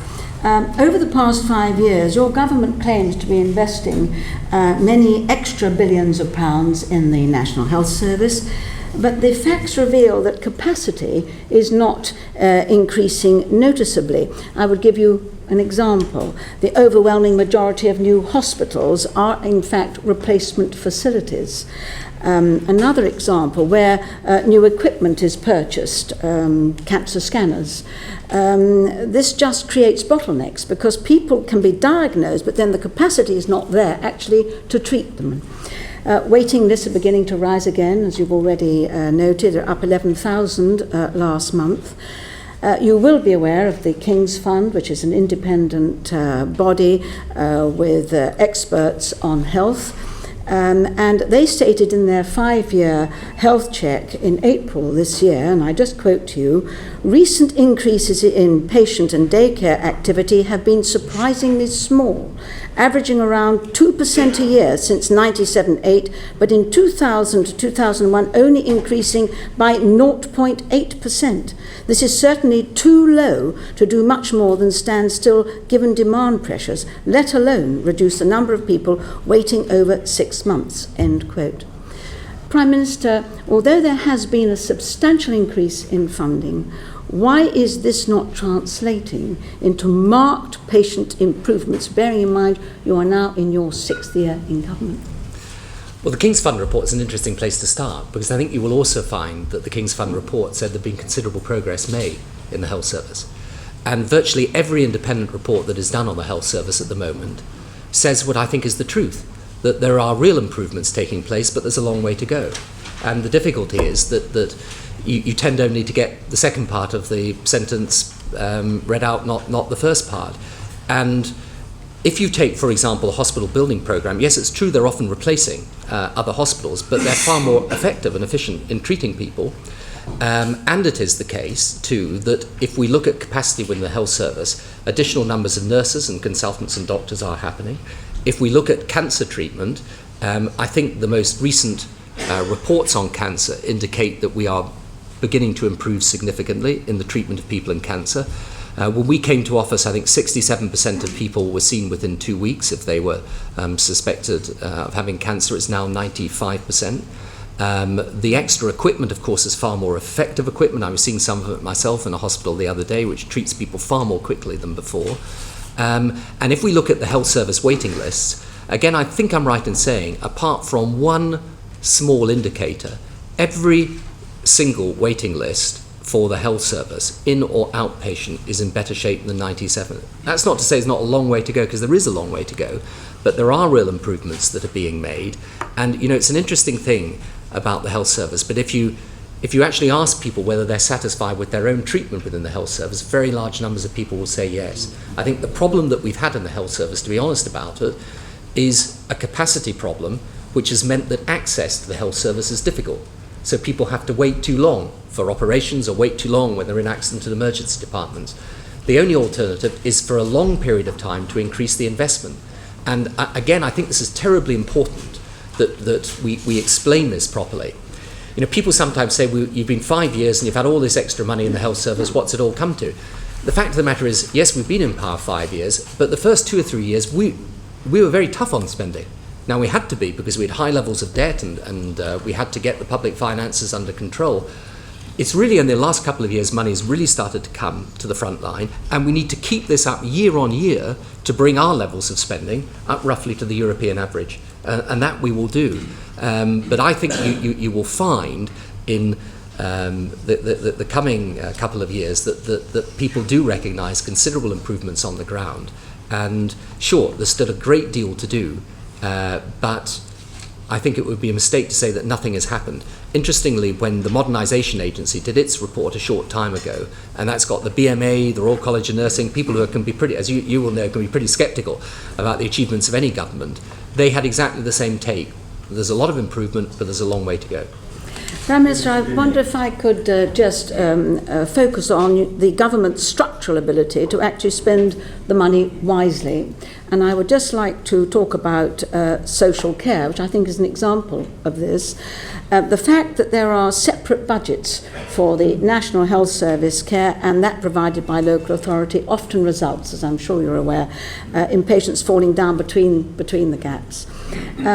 You will also be aware of the collapse in number of care home places, 47,000 since 1997, and that has actually, of course, resulted in high incidence of bed blocking.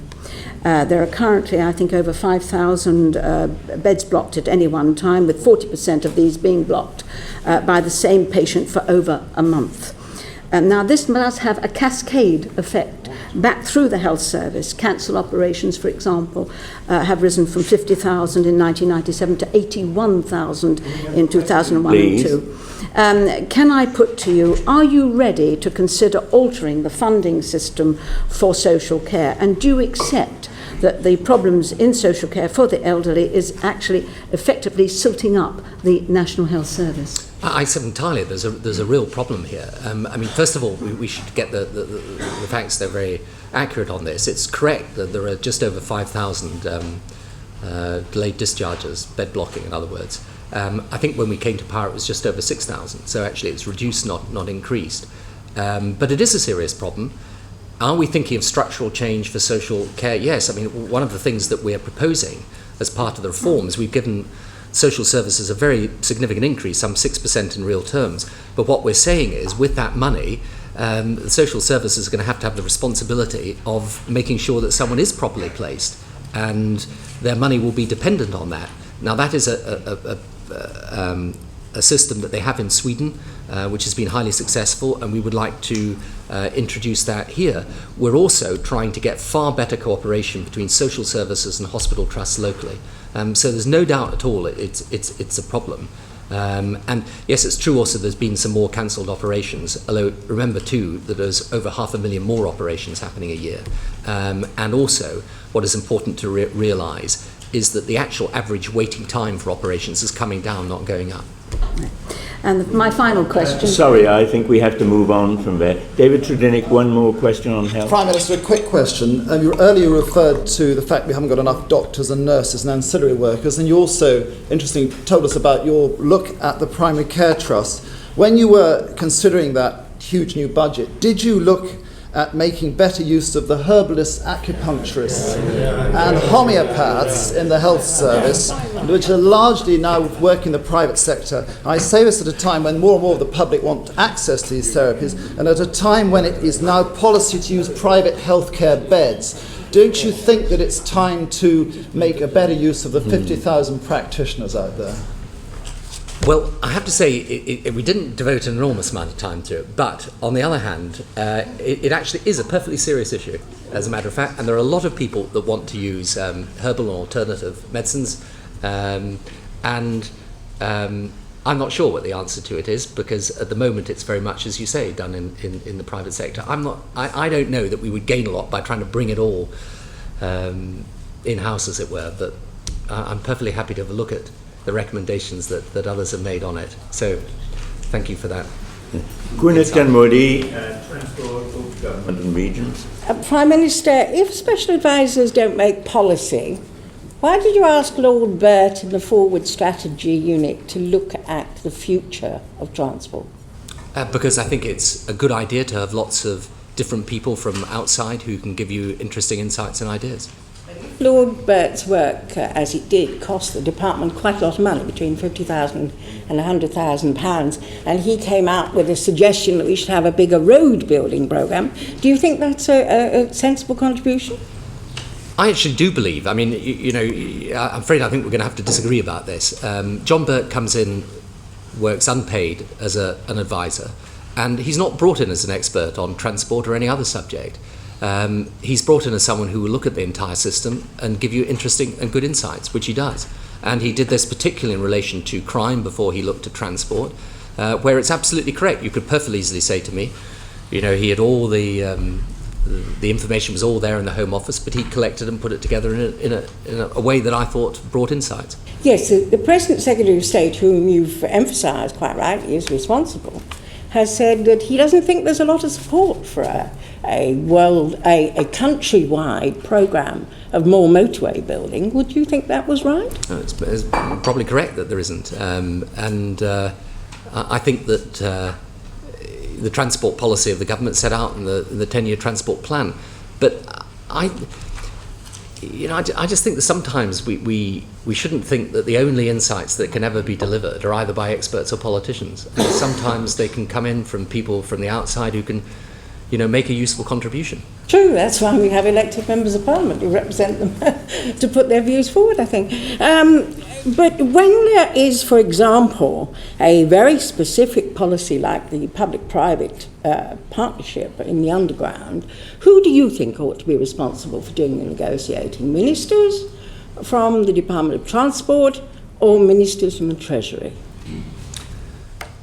Well, because you're dealing with vast amounts of public money, it would be very odd if Treasury ministers weren't involved. But the actual negotiation carried out by the ministers of transport, and this is they've been managing the PPP for the London Underground, and I personally think that's the best and right way forward. I think the PPP offers the possibility of massive investment for the underground over a long period of time, where the private sector at long last bears some of the risk. Now, again, I'm afraid we will probably disagree on that, but that's the situation. In fact, Treasury ministers or Treasury advisors are actually doing the negotiating over the public-private partnership. Should they be able to come before the Select Committee is concerned? Or should the Treasury then reply that this is not a matter for them, but a matter for transport, when transport's not doing the work? Well, it must be the case, surely, that forever and a day the Treasury has an input into big infrastructure projects, but the people that in the end should answer the questions to the Transport Committee are the transport ministers, in my view. So if the Secretary of State says that he wants to see more work done on encouraging people onto public transport, would you think it was a sensible policy decision to get into the situation where motoring is going to become cheaper and public transport is going to become more expensive? I don't think that necessarily. I mean, look, people are going to want to use their cars. I mean, they are going to want to use their cars, and there's got to be a balance on how much you tax the car user. And, I mean, it would certainly be an interesting and bold criticism to say that the government had not raised fuel duty enough. But it's not one I hear a great deal from ordinary members of the public. So there's got to be a balance there. For public transport, the best thing is to do the investment programme that we're doing. And I think that in relation, as I say, particularly to the underground, the key thing is to make sure that you tie the private sector into it. The great advantage of the PPPs, in my view, is that the private sector bears some of the risk. Your own social exclusion unit said they thought the balance in the 10-year plan was wrong. Do you think that ought, therefore, to be reason for a change in the forthcoming examination of the plan? Well, I think I'll let Alice Darling carry out that examination without prejudging it. But I think the most important thing about the 10-year transport plan is that the first time we tried to bring together a comprehensive investment programme over a significant period of time. And it was a £180 billion programme, some from the private sector, some from the public sector. And most people, I think, at the time thought that was the right and good way forward. Inevitably, however, there will be people who will come forward and say, well, there's this aspect or that aspect that's wrong. I don't think we should be worried about that, though. No, except that if the social exclusion, who after all are these blue sky thinkers, presumably, that you want to listen to, come up with a very clear steer that they've looked at the plan, they think the balance is wrong because motoring is going to become cheaper and public transport is going to become more expensive, would you think that was good reason to listen to them? Well, I think we are listening to them, actually, but they're not blue skies thinkers. I mean, what they did was produce a report that... Red sky thinkers? Well, I think they're actually people who produce detailed policy work on a specific problem. The problem that they were handling was this: how do people who are from low-income families travel? Because they often can't afford a car. And so what they were saying was, we've got to make sure that we get the balance right between the investment in public transport and roads. Well, I accept that. But some of the things we're trying to do for low-income people is to give them help with travel costs. For example, as part of some of the New Deal programs now, you can get help with your travel costs so that you can get to work, because some people literally were not able to go and get a job just because they couldn't afford the travel costs. If there is an ultimate division, very specific division, with the social exclusion unit or Lord Burt and his advisors going in one direction, i.e. lots of roads, not so much in public transport, and the Department of Transport wants to do something boring like improving public transport, who ultimately adjudicates? Well, the Department of Transport decides the transport policy. Incidentally, it's not right to say that there's a choice simply between investing more in roads, investing more in public transport. I mean, there's a perfectly sensible case for saying you're going to need to do a bit of both, actually. In fact, a lot of both, if you're to put the transport system in the right shape. But it doesn't feel like that or work like that from where I'm sitting. I mean, when we have our regular stock takes with the Department of Transport, we'll sit down and we'll look at the various problems that there are and how we sort them out, and it's done on a perfectly cooperative basis. I mean, I don't notice a great problem with it. The challenge, however, is, as you know, and as the Select Committee itself has pointed out, is huge. I mean, there's a huge transport challenge ahead of us. And I really think in transport, perhaps as much as any other area, it is the area where you need people coming forward with all sorts of different ideas. And I don't think that's a problem. Some you'll say, well, I'm afraid we won't do that. And some you'll say, hang on, there might be something in that. Because I think what's fascinating, I mean, you will be familiar with the RAC report that was published recently. And I think to come from a motoring organisation, that was a fairly significant report in terms of some of the tough decisions that it was facing up to. So, transport is one area for me where blue skies thinking has never been more appropriate, though all of it comes at a pretty big political price when you analyse it. Well, they did say that we don't pay enough for our motoring, which was quite interesting from a foundation for motoring. So do you think that the government would be prepared to risk a certain amount of media criticism to do something about such things in the future? I think we get a certain amount of that in any event. But, yeah, no, I tell you what I think about. I think there are three issues, I would say to you, in which I think there is a lot of long-term thinking, but I want to give you a thought as to what I think some of the problems are. One is transport, the other is pensions, the other is housing. And I think in all three of these areas, it would be better if we were able to have some cross-party consensus that would survive individual governments in dealing with them, because they are really tough long-term issues. The political pain for any government dealing with them, in my view, is enormous, whatever government is in power. And I mean, I don't have the exact answer or solution to this, but I do think there are areas where it's worth, in some way, trying to establish some broader political consensus.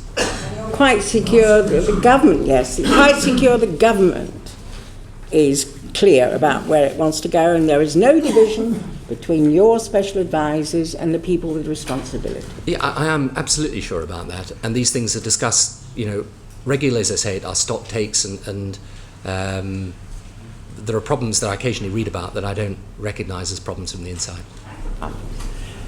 Ian Gibson, Science and Technology Committee. It would be remiss of me not to say that the announcement yesterday of the money for science and technology was not brilliant. It was absolutely welcomed by the community, and I'm sure that's a brilliant decision, and particularly in terms of science education, setting up that initiative with a welcome. I think it's brilliant.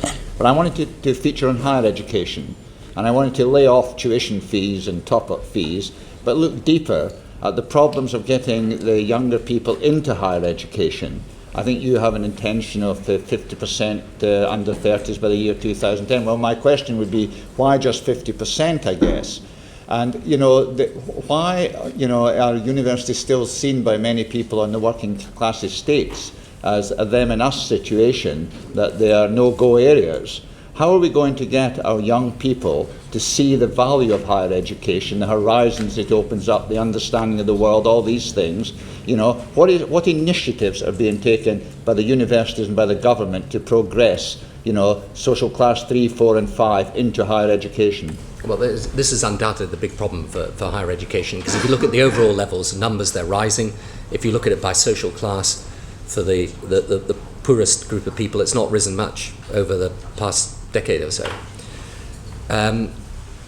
I think there are two things that are necessary. First of all, we have to ease the financial passage, and that's one of the things we're looking at now, how we increase help for people to get access to higher education.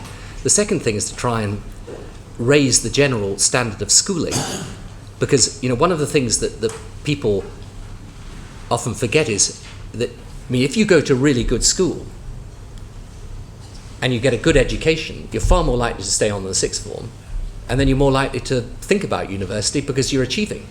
I think that the tragedy of a lot of the poorer children is that they never get that chance. And so, I mean, you'll know this in your own constituency. I occasionally meet young people. Sometimes I meet them through the fact they've joined the Labour Party or whatever. You meet them when they're aged 23, 24, and they're really clever people. And they've never had any proper education at all. And funnily enough, it's through actually the political party that they start to think, and then some of them go to college a bit later. But you miss enormous amounts. That means a large squandered talent there. So I think that improving access is one thing. Improving the schooling is another, because then they're more likely to know what they can actually achieve.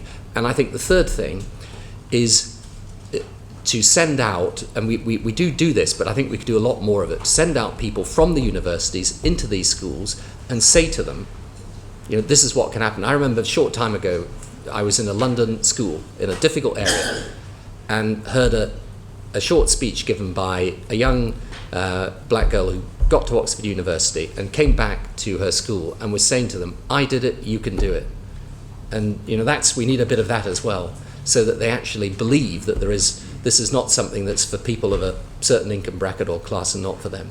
Do you think Vice-Chancellors and universities do enough for that, or do you consider they're still elitist? And I don't just mean Oxford and Cambridge. I think the whole university system can be criticised as being elitist in terms of, the A levels it attracts, the league tables, the scores, where it is. I mean, how do we break that down? How do we get them excited to go out there and want to do it? Do we fund them to do that in terms of a community interaction fund? How do we get them to take that seriously when for them it's high-class teaching and research that are the big things that give them the kudos?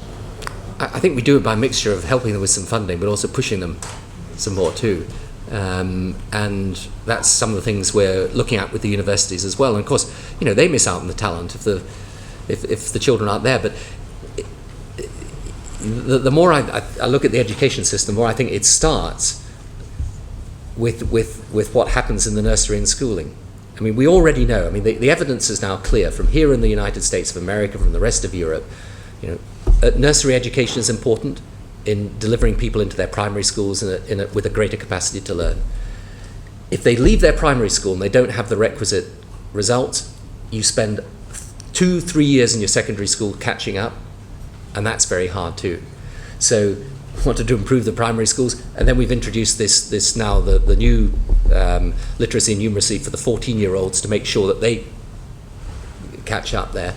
All the way through, if you're catching up, you're missing out on large numbers of able people. So you've got to go right back to the beginnings of the education system. It's one of the reasons why also programs like Sure Start are important, because these are programs that frankly will have no payback for the government in any recognisable political time frame, but they are immensely important in local communities and getting kids from disadvantaged backgrounds into some type of learning environment early on, and with the support for the parents that is necessary. So in the end, I think there are lots of things we can do with the universities, and we should do it. But my belief is ultimately you have to start with the school system. So if it went from 50% to 80%, you would be happy? Well, I'd be happy, but I wouldn't like to put that in a target, I think, if I can say that very frankly. And if we get to 50%, that's great. I mean, we shouldn't omit the good news about the British system. I think we have the lowest dropout rate in graduates in the Western world, so that's good. Our science, as you say, we're investing a massive amount in that, and very much the work that the committee's done has been excellent in this regard. I am passionate about science. I'm one of these people that is personally ignorant about it, but politically passionate about it. I mean, I'm not a scientist myself. I don't understand very much about science, but I have no doubt at all that it is in the field of science and biotechnology in particular that a huge amount of our future prosperity lies. And a university for a month or two to catch up. Well, maybe not quite yet, but a little bit later. Chairman. Your remarks to Labour Party conference last year has caused our committee a great deal of work, because we've been looking to be helpful on the cross-departmental inquiry into student finance, and we published our report only last week. Central to that is that it is the FE sector It is that link at 16. It's keeping kids into education, especially from poorer backgrounds, between 16 and 18, and then giving them the push into higher education for a year. And one of our recommendations was EMAs for 16 to 18. I'm delighted to see the Chancellor announce that yesterday, but not till 2004. And there is a time lag. But one of the crucial things is this, this first year where if they drop out of university, they drop out in the first year. So a higher education and maintenance allowance in the first year, we recommend very strongly. But I want to finish by saying there is a hole in the policy. The Green Paper on 14 to 19 and the EMA, all that stuff, points to further education being crucial. But it is the Cinderella in funding, in terms of short-term contracts, in terms of salaries. And isn't it about time we did something about that, because it's crucial to the kinds of successes we need for keeping kids in the system and getting the best of their potential out of them? I agree. I mean, it is essential. I think our view has been that we need, though, to look very carefully at how we also reform that sector and make it work more effectively. And I suppose there's always going to be a constraint on funding. But I agree, I think that is a big challenge for the future. The report will help you free up the logjam everyone says there is between you and the Treasury to get the student finance issue resolved? There's no logjam at all, but there is a serious question as to how you make the best use of the resources that we have. And it's important to get it right. Very important to get it right. Thank you. Archie Kirkwood, Works and Pensions. Prime Minister, one of the biggest changes that I've noticed since I've been chair of Social Security and Work and Pensions over the last 6 years has been the extent to which the Treasury has been absorbing policy generation. And this is a problem, I'm sure, for us all. Maybe it's something that you would like to reflect on between now and the next time or times in the future when we meet. But I certainly now believe that when you look at the amount of work that's done with public service agreements, the actual generation of policy and the funding of policy, that a lot of the departmental work we do is limited because we can't actually get to the source of where the ideas are coming from. And what I would really like you to think about, maybe you don't want to say anything about it today, is whether we could get a rules of engagement whereby perhaps on cause shown to you in special circumstances, some of us, in our respects of important reports that we're doing, might be able to tax the Chancellor directly about his plans, because work and pensions, the welfare to work agenda, I'm not saying any of it's wrong, but all of the new thinking, pensions credit, seems to be derived from the Treasury itself. That is a huge problem for us as departmental chairs. You know, I think I mean, I've also been very closely involved in all this work myself. Fault. Huh? It's your fault. Well, I don't know it's my fault, but I think it's our collective, achievement actually in some senses with some of this policy. But again, I would say to you that in the Department of Work and Pensions, you will find in what Andrew Smith can tell you everything that you need to know, and the policy ultimately is driven from the department. Now, of course, because it's a big spending commitment and it's got other ramifications, then the Treasury is involved. I mean, we're involved. I mean, that's how you would expect it. But, I mean, the policy on this has been very much driven forward by the department. And maybe there's a sort of slight, mythology about how these issues are all determined. But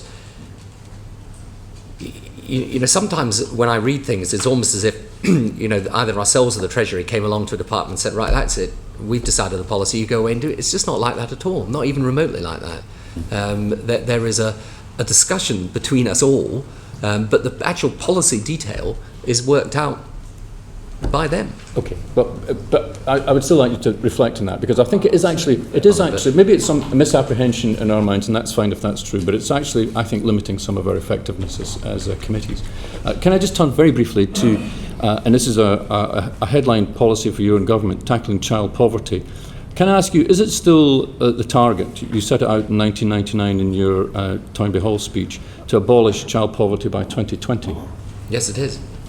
And does that mean that the target for 2004 is still on course, which is to reduce it by a quarter? It is, yes. Is that still the case, in spite of the fact that the recent household below average income figures produced in April 2002 showed that there was only 500,000 reduction when people were expecting more of a reduction? Yes, that's absolutely right. I mean, first of all, let's not just discard the fact that 500,000 have been taken out of poverty. And that's after many years in which poverty rose significantly. But one of the reasons why we're extending the tax credits, why we're extending the New Deal, is precisely in order to try and get programs like Sure Start, urban regeneration programs, is to take more and more children out of poverty. And sure, it's a very demanding target, but I think that's an example, if you like, of the government being pretty bold about its aims. And okay, maybe we're not able to achieve everything we would like to have achieved by now, but I think we still achieved quite a lot. But the IFS recently have said that further progress can be made, but only if the government is prepared to commit significant extra resources and can achieve dramatic increases in employment rates for parents. Is there anything in the comprehensive spending review that will satisfy the IFS that you're actually going to achieve the 2004 target? Yes, I mean, it's not just in the comprehensive spending review, but in the budget, for example, the extension of the employment credit is very important. And the uplifts in the working families tax credit. There's the disabled tax credit as well. And this is part of a general change in the tax and benefit system that is a really radical reform. And let's again just take a step back for a moment and reflect. Most of the world has suffered some contraction in growth. I mean, some countries have actually gone into recession. I mean, we've had a lower rates of growth in the past year than we have in the previous years, but unemployment's carried on falling. Now that's for a reason, because there's been a genuine reform and change in the labour market. Can I ask you a final question about targets? There's a consultation now about how you measure poverty. You will give us an assurance, won't you, that before we arrive at 2004 and some of these other signposted targets, which I agree are very tough, and I agree the government have done much to head towards them, but there is no suggestion that we're going to manipulate the definitions so that the goalposts are changed before you arrive at these dates? No, there is no suggestion of that, but I do remind you of the fact that there's been a huge debate about how exactly you measure some of these things, and it's important to get the right answer, not for the reasons of manipulation at all, but just to get accurate data. And after all, the data that you were just mentioning to me a moment ago, of course, is data that we've released. But it would make people very cynical if you started changing the rules. But we will not do that. Peter Pike, last question before we go into the international Just one quick question on Prime Minister on social exclusion. I'm sure you will recognise that the task force reports into the disturbances that took place in 3 places last year very much underline that social exclusion was very much at the root of those disturbances, that it could in fact have happened in other places, but misinformation used in those cases by extremists caused what happened. Do you believe that now, as a result of the coordination unit and everything, that obviously we haven't yet analysed everything in the comprehensive spending review, but do you think the government's now got the policies in place to ensure that we don't have a repeat of those events that happened a year ago? I hope so, and I would like to thank you and other leaders in Burnley and elsewhere for the help that you've given in this. And you know, we are working on it very hard. It is a big issue and problem. I think it's very important that we strengthen the cross-community dialogue and interfaith dialogue as well in those communities. I think it's important that we look at what we can do by way of regeneration in those communities too, because there are social issues that underlie some of this. And I also think it's very important that all the main political parties, as I'm pleased to say they did, come out very strongly against the extremists and the racists who want to exploit these issues. Thank you. We now move on to international affairs. Donald Anderson, Foreign Affairs Committee. Prime Minister, the war against terrorism and the possible conflict with Iraq. Last September, after the outrage, September the 11th, there was a substantial degree of consensus in public and parliamentary opinion. The approval ratings of the government conduct were high in terms also of the possible military intervention of British forces and so on. We're now moving into a further phase of the war against terrorism. How do you think we can keep public and parliamentary opinion on board as we move? By reminding people of what happened on the 11th of September, and by reminding them too of the fact that those responsible for it, the Al-Qaeda terrorist network and Osama bin Laden, were not unknown before the 11th of September. They were known, they were very active, for all sorts of perfectly obvious reasons. There wasn't a great deal of a concerted nature done to deal with them. And I think we need to just keep people eternally vigilant about this. I mean, this threat is not over. Prime Minister, you recall last September you brought together the 4 relevant select committees at Downing Street. Would you be prepared to repeat that as we possibly move into a difficult phase with Iraq? Certainly, I'd be very happy to repeat it. I mean, I'm not saying anything about any new phases or any of the rest of it, but I'd be very happy to repeat it at any point in time. Documentation in terms of informing public opinion. You recall last September there were a number of documents published by the government setting out the case. Would you consider that again?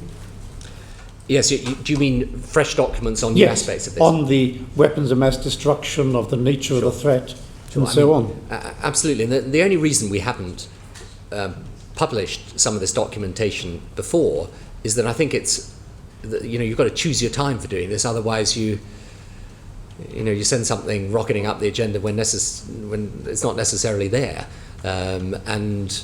Certainly, if we do move into a new phase, yes, of course we will be. And in terms of Parliament, you recall there was quite a lot of anger in Parliament that we were denied a vote on the issue, that the device of the debate on the adjournment was used. Are you against having a substantive vote if when we're to come to military conflict in future?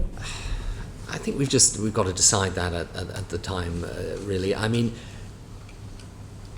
I can't honestly believe myself that people weren't given the opportunity to express very clearly what they felt on it. Why against having a vote where people can say we are for or we are against this particular military intervention? Well, I mean, I think there are all sorts of ways that can be done. I mean, we didn't feel as a government that was necessary at do that it directly. time. Well, you can do, but I wouldn't want to commit myself at this stage on what is on any basis a hypothesis about what might or might not happen in the future. Can you at least give this assurance that Parliament will be consulted before British troops are deployed? Surely. I mean, we will keep up detailed consultations with Parliament, and I think most people would say after the 11th of September we did. I mean, we made frequent statements after the 11th of September. I came to the House myself, I think, on the 14th of September. I then updated that. Jack Straw, Jeff Hoon all made regular statements to the House, and we will keep the House very, very closely involved indeed. Turning to Iraq, Prime Minister, you recall that there has been a sea change in US policy from the last administration. President Clinton was for containment of Iraq. President Bush now talks of regime change. Has our policy in the UK evolved in just the same way from one president to another? Well, strangely, if you actually talk to the Americans, what they will say is that the Clinton administration also had a policy of regime change. But how you pursue that policy is another matter. It's certainly true, however, that the issue of Iraq and weapons of mass destruction is on the agenda in a different way. I would refer back to what I said in the House, I think, on the 14th of September, where this was literally just, as I say, a few days after the 11th of September, where I said that these issues of weapons of mass destruction were the coming next issue. And I do believe that they are. I think they pose an enormous threat to the world. How we deal with that, however, is an open question. And that's why I constantly say to people there are no decisions that have been made in relation to Iraq at all, but there is no doubt that Iraq poses a threat in respect of weapons of mass destruction, and there is no doubt that this issue is an issue that should be dealt with. And the one thing that we've learned post-September the 11th is that to take action in respect of a threat that is coming may be more sensible than to wait for the threat to materialise and then to take action. Are we then preparing for possible military action in Iraq? No, there are no decisions that have been taken about military action. Are we to interpret the recent deployment of British troops from Kosovo, Afghanistan as possible preparation? No, people shouldn't read that into it either. Now, that's not to say that it's not important that we look at all the various options that we may have. But as I've said to people, I think I said in the House a few months ago, there are no decisions that have been taken about this yet. And if the situation changes in any serious or dramatic way, we will tell people. And do you agree that we should only take action in accordance with international law?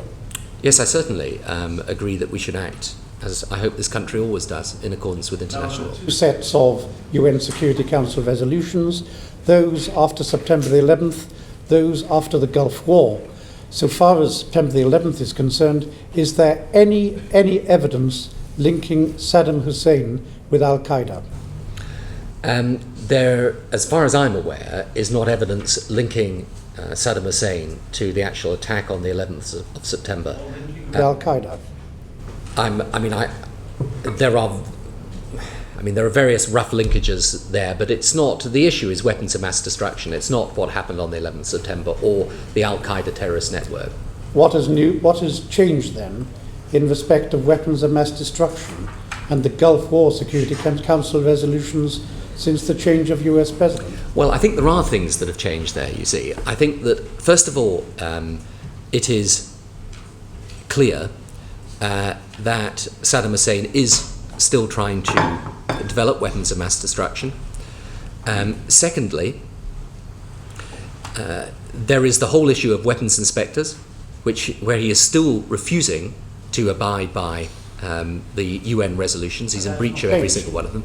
Yes, that's true, but as more negotiations go on and he fails to comply, then, and you know that he is developing these weapons of mass destruction, then over a period of time you're entitled to draw a conclusion that this threat is growing, not diminishing. In addition to that, I think it's very important people realise this. Our pilots are in action virtually every day over Iraq. I mean, this is not something that is gone dead post the end of the Gulf War. It is still very, very live indeed. And the fourth issue, I think, this is why, the 11th of September, you can either say is a one-off event and you shouldn't read anything much into it other than the terrible atrocity that happened, or you can say, as I would, there are lessons that should be learned from it.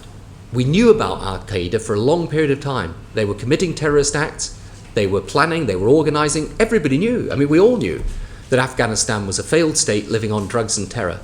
We didn't act. Now, we didn't act, and to be truthful about it, there's no way we would have got the public consent to have suddenly launched a campaign on Afghanistan but for what happened on the 11th of September. But we should learn from that.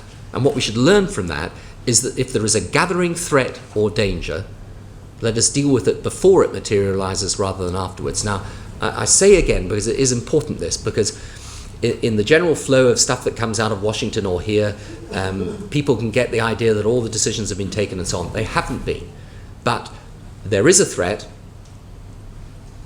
The threat has changed in the way that I've described post-September the 11th, partly because of September the 11th itself. The options are open, but we do have to deal with it. How we deal with it, however, is, as I say, an open question. Prime Minister, the special relationship with the US is clearly the key part of our security policy, and the closeness, the unwillingness to criticise is justified by the fact that we have special influence on the US administration. Can you give to the committee any example of ways in which that influence has changed or modified US policy? Well, I never like to sort of approach it in that way, because it suggests it almost as if you go along as a supplicant to the US and you make your case, and if you're lucky you win a verdict on points. It's just not like that. I mean, the truth is we are very interlocked in our strategic relationship and discuss and deal with issues the whole time together. But if I can give you issues where we worked closely, I mean, I don't put it like an influence on. I mean, people often say to me, well, you were a constraining influence on George Bush post-September the 11th. I wasn't. He didn't need constraining. He acted sensibly, by his own light. I mean, the first conversation we ever had was him saying, look, there's no point in just sending a load of missiles over for effect. We've got to deal with this issue in a considered way. Now, we then worked very, very closely with them on all the strategic details of that Afghan campaign. To give you another example where we've worked closely, the new NATO-Russia relationship, which is very, very important, is a huge breakthrough, because it allows Russia to move closer to the West, puts the whole of that relationship and the tensions within it on a new and better footing. That was something we worked terribly closely with the United States on. Now, whether you describe that as having influence, I prefer to look at it as a partnership. And Bruce George, Defence. Well, I'm not going to ask anything on defence, Prime Minister.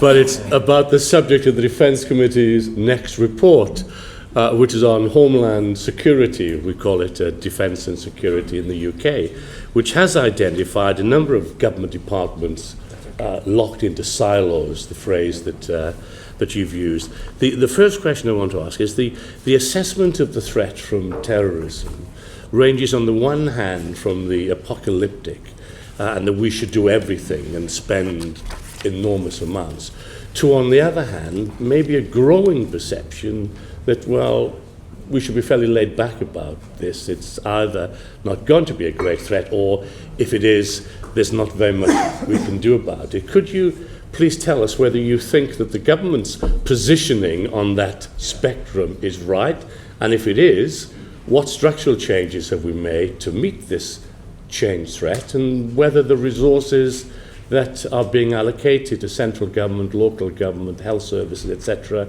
is right to meet the threat? Well, it's a very good question. I mean, I think on the spectrum, we're probably, I hope, somewhere reasonably in the middle of it. I mean, you look. The difficulty for the government is this. I mean, if you sit down and get a whole group of people in and you say, tell us what all the potential threats are, what are all the things that terrorists could do? I mean, they will give you a very long list, most of which might make Hollywood scripts but don't necessarily correspond to the reality of what may happen. On the other hand, we know enough from the terrible events of September the 11th to know that sometimes what you might have thought was completely unthinkable does happen. So you can't simply say, look, the threat's receded, there's nothing to worry about. That would be wrong. The threat hasn't receded, Al-Qaeda is still there. The fact is the combination of technology and extremism means that you have to be very vigilant. On the other hand, if you're not careful, you could spend millions, billions of pounds on theoretical threats that never materialise. So, I mean, this may sound a slightly sort of tedious and diplomatic answer to give. You just got to try and take a common sense view.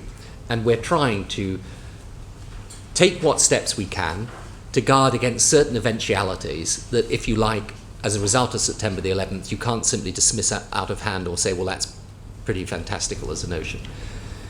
How we're changing government is that, I mean, there's the civil contingencies group that obviously looks at how these threats are organised, or how our defence against these threats is organised, and we are trying to make that work across government, and I think in a more effective way.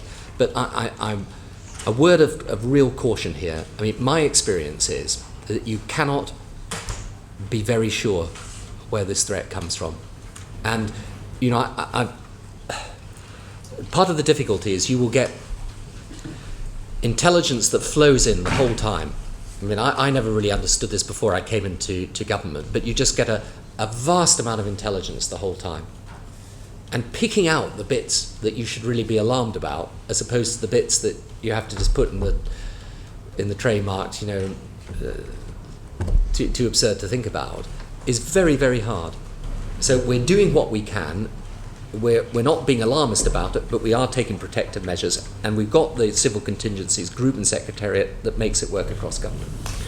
You've been in a few bunkers in your time. The fuel protests, the foot and mouth.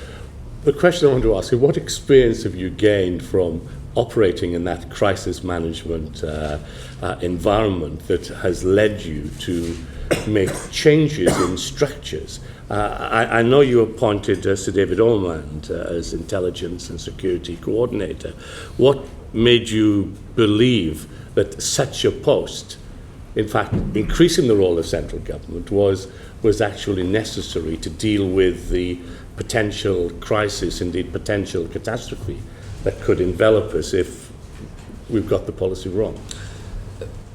I mean, again, that is a good point. The one thing that I've learned is that you have to have very strong central command if you're to deal with a major crisis. I mean, if it's, and I don't just mean if it's foot and mouth or the fuel crisis, but if you're talking about Kosovo or Afghanistan, there's no other way of dealing with it, and you've got to have the relevant ministers and people pulled around the table. And the two things that I've learned is, first of all, when you're in a situation like that, you've got to put aside the normal bureaucracy and thinking. If you're constrained by that, forget it, you'll never get on top of it at all. And you've got to be prepared to knock the rules out of the way in order to get the thing done. And the second thing is that you have got to have the cross-departmental cooperation. If you don't have that, it's absolutely fatal to the proper operation of it. And that's why David Oman is going to perform that role. And he's got a lot of experience. He was a very distinguished permanent secretary in the Home Office, and I think he will bring the right focus and intelligence to it. He's just been appointed, and it's now 10 months since September the 11th. My anxieties, and perhaps yours, Prime Minister, is that departmentalism reigns supreme, and it will be very difficult, despite Sir David Oman's post or the establishment of the Civil Community Secretariat, to get government to genuinely think in a joined-up way, because dealing with terrorism involves the entire spectrum of government, central government, regional government, local government, the private sector, European Union, UN, everybody. Are you happy now, or would you be prepared to tell us what slight concerns you may have, that the structures are actually there, that Sir David will be able to bang a few heads, will be able to bring about a coordinated approach, and is he reporting to you or to the Cabinet, or who does he report to? Well, I mean, he will report, obviously, to, I mean, he works with Andrew Turnbull, who's the new Cabinet Secretary, and surely, I mean, he will report to me, but also to other ministers too, as necessary. But I think the most important, maybe I can make 2 points to you. The first is that post-September the 11th, of course, I actually chaired a lot of the meetings of ministers myself, and we were going through in detail with intelligence reports and so on about what the potential homeland threats were. Secondly, I think one of the great advantages of our system is that we have very good senior working relationships with the people in our services, in our intelligence services, and I think that's of assistance as well. But I felt that once the immediate crisis was past, we needed to put this on a more sustainable, formal footing, and that was the reason for David Oman's appointment. Can I do one small question? A number of people have put to us, and I don't necessarily accept this argument, but despite the fact that Mr. Blanket is doing a very good job heading all this, that what might be needed is an American-style sort of director of Homeland Security who is able to focus exclusively on this single issue, without in any way wishing to cause problems for a wonderful Home Secretary. Is there any sort of credibility in this kind of argument, would you say? I mean, personally, I believe not, frankly, because I think that you risk confusing the situation. And, well, I looked at it, but I didn't take long to form the opinion it wasn't the right thing to do. Thank you, Bruce. Chris Mellon. Prime Minister, the security services, why have you resisted making them directly accountable to Parliament? I suppose for the reason that Prime Ministers before me have too. Well, it is that it's I think it's better handled through the committee that we have that scrutinises the work that they do. Is it that you don't trust Parliament? No, it's not that I don't trust Parliament, but I think there is there's no point in being overly coy about our intelligence services. The work that they do is the work that intelligence services do, and I think it requires a very special form of scrutiny, otherwise you put at risk the work that they do. And I have to say that I think the committee does a very good job at scrutinising them and coming forward to me, as I found when we had our conversation the other day, and saying, look, there's this, that, the next thing you could be doing better. They do spend a lot of public money on issues that most people are close to most people's hearts. You don't think they should be accountable directly to Parliament? As they are in many other countries. Well, I don't, because I think the way that they work at the moment is right, and I think they need a certain degree of discretion in the way that they work to work effectively. And the British intelligence services, I mean, again, this is something I've only got to know since being Prime Minister, but I have a huge regard for them. and they are regarded and respected right throughout the world correctly for the work that they do. And I suppose, look, you know, you always have different perspectives when you're sitting in my chair, I guess, rather than somebody else's. But I feel about our intelligence services that they do a very good job, that the system works well for the country, and I'm just wary of changing it in a way that I think might not do such a good job for the country. Yes, the same answer might have been given by a previous Prime Minister in relation to the system where they never talked to anybody at all. True, but I think the intelligence services are qualitatively different. Jack Straw said the other day he had an open mind on the issue. You don't, I take it. Well, I don't. I don't want in any way to contradict what Jack said, but I think that the present system, I mean, put it like this, as I'm sure he would have said to you, there are no plans to change it, I think is the way we put it. Thank you. Michael Mates. I think the accountability is there in another way, as you and I know when we talk about these matters. We do. Share it with us. No, share it with us. I just said that as an aside. That is accountability to Parliament. There are 9 of us. We're all members of Parliament. And we do know what we need to know and do what we need to do. And it could not be done in a way that Chris Mullen's committee would want to do it. I'm sorry to get into controversy over that, but it is absolutely different. Sorry, I wanted to talk to you about Northern Ireland, Prime Minister. Since you took on the job, you followed John Major in investing an awful lot of your own personal time and commitment into a very difficult problem where there aren't many runs to be made. And I think we all admire you for that. But after the Good Friday Agreement, you sold that to the people of Northern Ireland with a promise that you would insist on parallel progress in all the things that government had to do and all the things the paramilitary had to do. The perception is that that promise hasn't been carried out. Do you regret making it? I don't. I totally understand, though, the concerns and fears that there are. I mean, first of all, let me pay tribute to the work that John Major did on this before I came to this office. Secondly, I really do believe that the Northern Ireland peace process on the whole has delivered huge things for people in Northern Ireland. However, I think we have reached the point in time now when people say, well, 4 years after the Good Friday Agreement, is there still clear evidence that the paramilitary groups, particularly those attached to parties in government, and that effectively means the relationship between the IRA and Sinn Féin, are we satisfied that the process of transition from violence is still taking place, or has it stopped? And I agree, which is what we're looking at now following the talks we had at Hillsborough a short time ago, I agree we have to look now at how we make it very clear to people that there is not some tolerated level of violence or preparation for violence. Bertie Ahern, after his last election, when Sinn Féin people were elected, said there's no question of them being part of government until their paramilitary wing has permanently put weapons behind them and the use of force behind them. Now, we have had to accommodate them, and I understand this, in the Northern Ireland Executive, because that was part of the Good Friday Agreement. But doesn't there come a moment when you've got to take a decision about all of the paramilitaries, but the provisional IRA in particular, that here they are, very welcome, they've closed off 2 bunkers as far as we know, but we don't know the details of this, except they're probably old weapons. But now all the evidence is coming forward that they, and not the real IRA, not the extremists, are busy procuring new weapons, training for use of new weapons, testing new weapons, that this is something that we can't tolerate behind Gerry Adams and the Sinn Féin political party. And at some stage, somebody's got to say, and I think it's more for a British government to say than the Northern Ireland Executive, enough's enough and we're not going on until these things change. Do you believe we've reached that moment?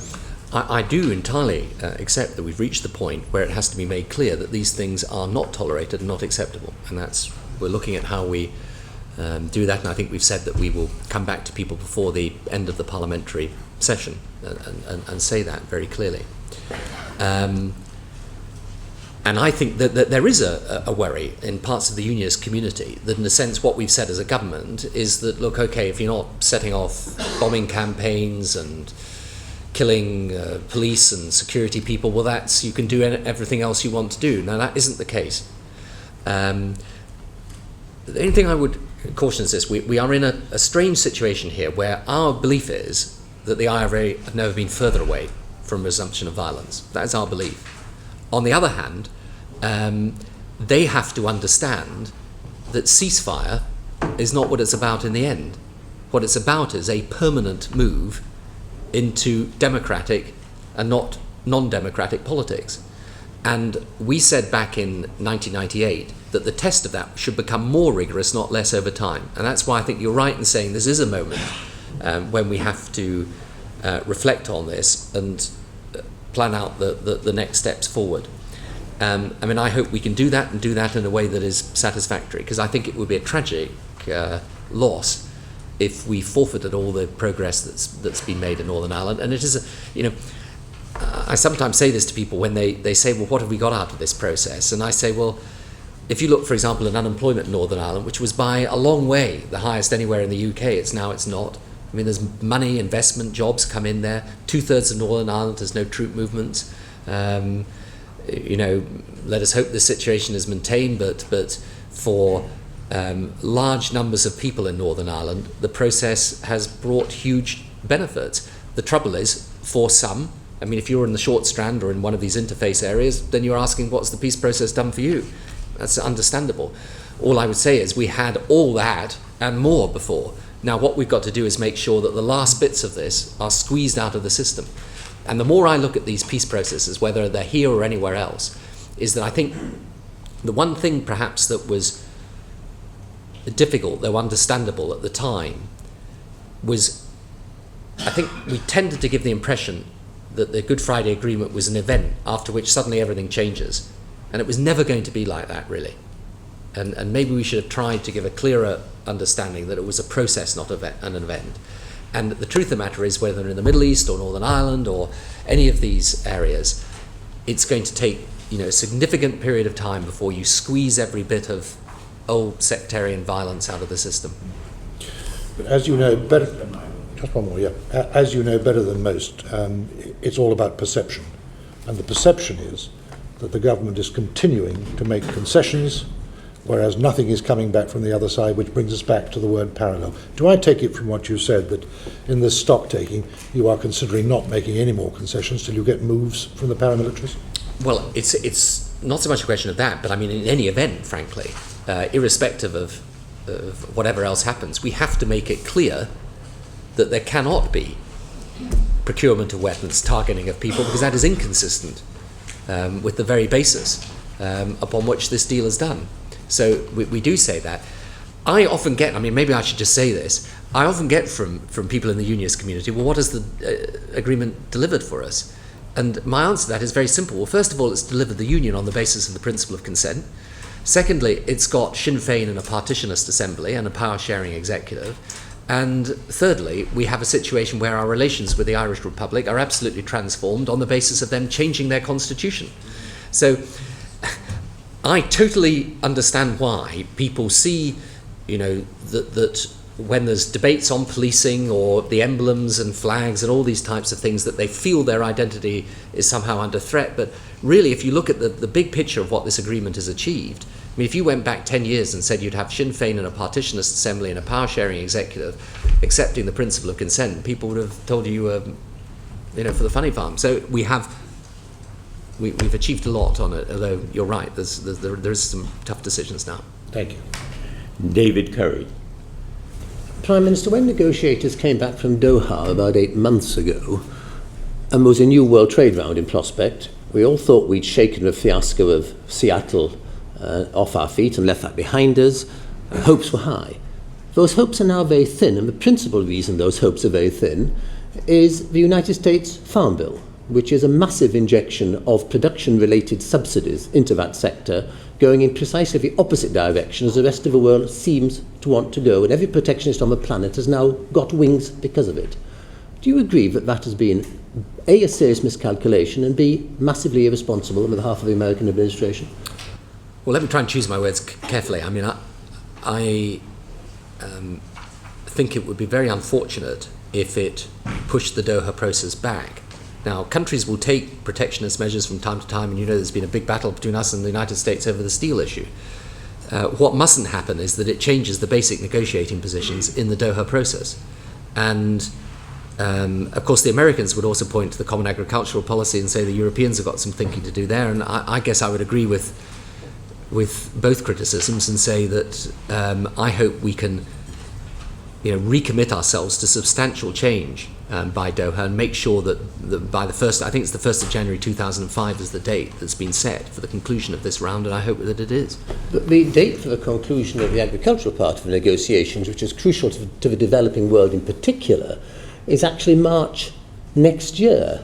I mean, do you agree that there does seem to be about this American administration a sort of assertive unilateralism, perhaps on issues other than to do with terrorism and security? And do you think that one of the roles of the rest of the Western Partnership is to try and draw the Americans back into the engagement into the international community? Do you think it is realistic now to talk of those targets still being met? What was interesting was that in the G8 agreement on Africa, we did recommit to that process, and actually there was very forward language on agricultural, the phasing out of agricultural subsidies and so on. So, as I say, there will be times when countries take particular positions, and it is unfortunate if those signals are sent out. On the other hand, I hope and believe that it hasn't changed the basic US position, and it's our job obviously to make sure that the US and everyone else keeps to that timetable that we've set out. And you're right, in respect of agriculture, it's even tougher. Although, we in Europe have got to do a bit of thinking on that front too. Today, Prime Minister, there's published a report on the technical aspects of combating foot and mouth disease. The lesson learned inquiry comes out next week. We have some fairly radical proposals for reform of the CAP, which will be a very difficult negotiation. The government has decided to finance, subject, I assume, to the trials being successful, some of the major elements of the Curry report. But as far as the rural sector is concerned, the heart of the matter is still that relationship between the pound and the euro. Have you ruled out a referendum on the euro in this Parliament? Have I ruled out a referendum? No. I mean, our position is, as I've set it out many, many times, which is that we're in favour in principle. We've got to do the tests, the assessment of the tests by June next year. And if the tests are positive, then we put it to people in a referendum. But you would anticipate, if those tests were successful, final question, if those tests were successful, having done nothing to really prepare public opinion for a debate, and there have been perceptions, whether you agree with them or not, that yourself and the Chancellor might take a somewhat different perception of this, you think that standing from an absolutely stone-cold standing start, you could still win a referendum in this Parliament? Well, I've always said to people that I think that you'll never have any difficulty getting a public debate going on this subject once it gets underway. And it's important, however, that the tests are done in a serious and considered way. And that's what we're doing. And there's no difference at all between myself and the Chancellor on this. These tests have got to be passed. But if they are passed, then we put it to people in a referendum. And I think that people will listen a lot to the economic arguments. I mean, there are also lots of political and constitutional arguments we know, but I think people will listen seriously to the arguments about jobs and investment and trade and so on. And I've no doubt we will obviously hear a lot about this in the coming months, but the position really hasn't changed and won't change. I'm sure we'll be able to give much more priority to European matters in the next session. We now move on to the final phase, the quality of political life. Jean Causton. Prime Minister, such evidence as there is would suggest that in the league tables of public esteem, we're right down there with journalists and estate agents. And it's said that this has reinforced voter apathy, low turnout, and indeed alienation from the political process. To what degree do you accept any responsibility for this state of affairs, and how do you think we can communicate the truth, which is that the overwhelming majority of us are committed to the old-fashioned concept of public service? Well, I mean, I think it's a very good point. We touched on it we touched on earlier, I think we've got a collective responsibility. I don't think it's just the governments or the oppositions. I think it's members of Parliament as a whole. And I think that it is in part, I don't want to repeat what I said earlier about how we communicate with people, because I think that's an important part of it as well. It's also how we develop a better policy debate. I don't know, I'm sure I'm not just speaking for myself, but I think probably every person around this table, you come into politics because you're interested in certain ideals, you have certain convictions, and you're basically interested in policy. The direction of the country. And what I find most frustrating is when you squeeze out the policy debate and you're debating, I've called it rather dismissively froth from time to time, but I think you can spend an awful lot of time on those questions. And I just think we need to look at how we get a better and more developed public debate, and also understand one thing, which I think is important for ourselves and the media. I believe that the public are in the end more interested in policy. The public, when we go out, all of us, and we talk to people and we meet them, what they want to know is what's going to happen in their local communities as a result of the decisions taken by government and Parliament. And that's what we've got to get back to having that debate in a sensible and considered way. Now, this is not unique to our country. As I say, it's very important we realise this. Otherwise, we talk ourselves into a Great Depression about the state of British politics. This goes on everywhere. I think I can't remember what the turnout figures are for the United States presidential election, but I think they're about 50% or something. 49. Yeah, right, 49. So, and there were issues to do with voter turnout in recent elections in other places as well.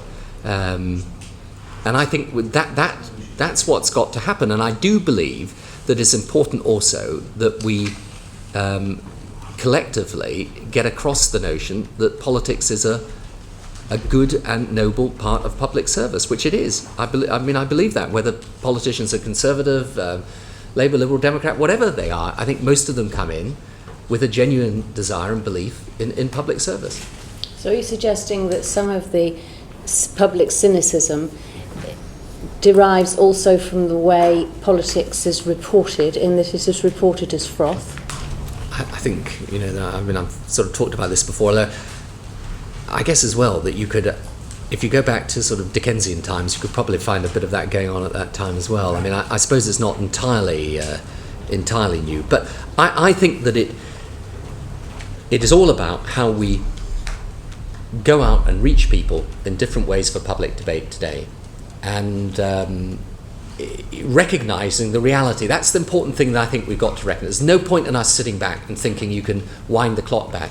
I remember you read these fantastic accounts of how Gladstone would go out and address sort of 200,000 people, and they would be the politicians of the time, and most of us who are addressing rallies nowadays. If you get, they're usually rallies of the converted. I think we probably all say that, and if they're not, then and I've been to a few of those too. It's a bit of a problem. Yeah, I can recall a few, I think, but it's completely different. Now they would, and Gladstone would speak for 45 minutes an hour and go through a whole lot of detailed policy. I remember when I first did my very first interview for Look North for the North East, just after I'd become a member of Parliament. It was some great issue of the day. And the journalist asked me the question, and I sort of said, well, there are really 10 points I'd like to make on this. He said, whoa. He said, you've got about 15 seconds. And that's the reality. And we're not going to be able to change that. What people will watch on the news is 15, 20 seconds. We've spent 2.5 hours today. It'll be, for those people who watched live, that's fine, but whatever appears on the news will be a tiny little segment. I think we've got to find ways of then reaching people, using the new technology, reaching people in different ways, and at least having underneath the big headlines a genuine policy debate. And I think that would be the interests of government and Parliament alike. Burden of a final question goes to Richard Allen. Thank you, Mr. Chairman. Prime Minister, if you'd stood on many polling stations at last year's election, you could have toasted the arrival of each voter under 25 with a glass of champagne and still been sober at the end of the day.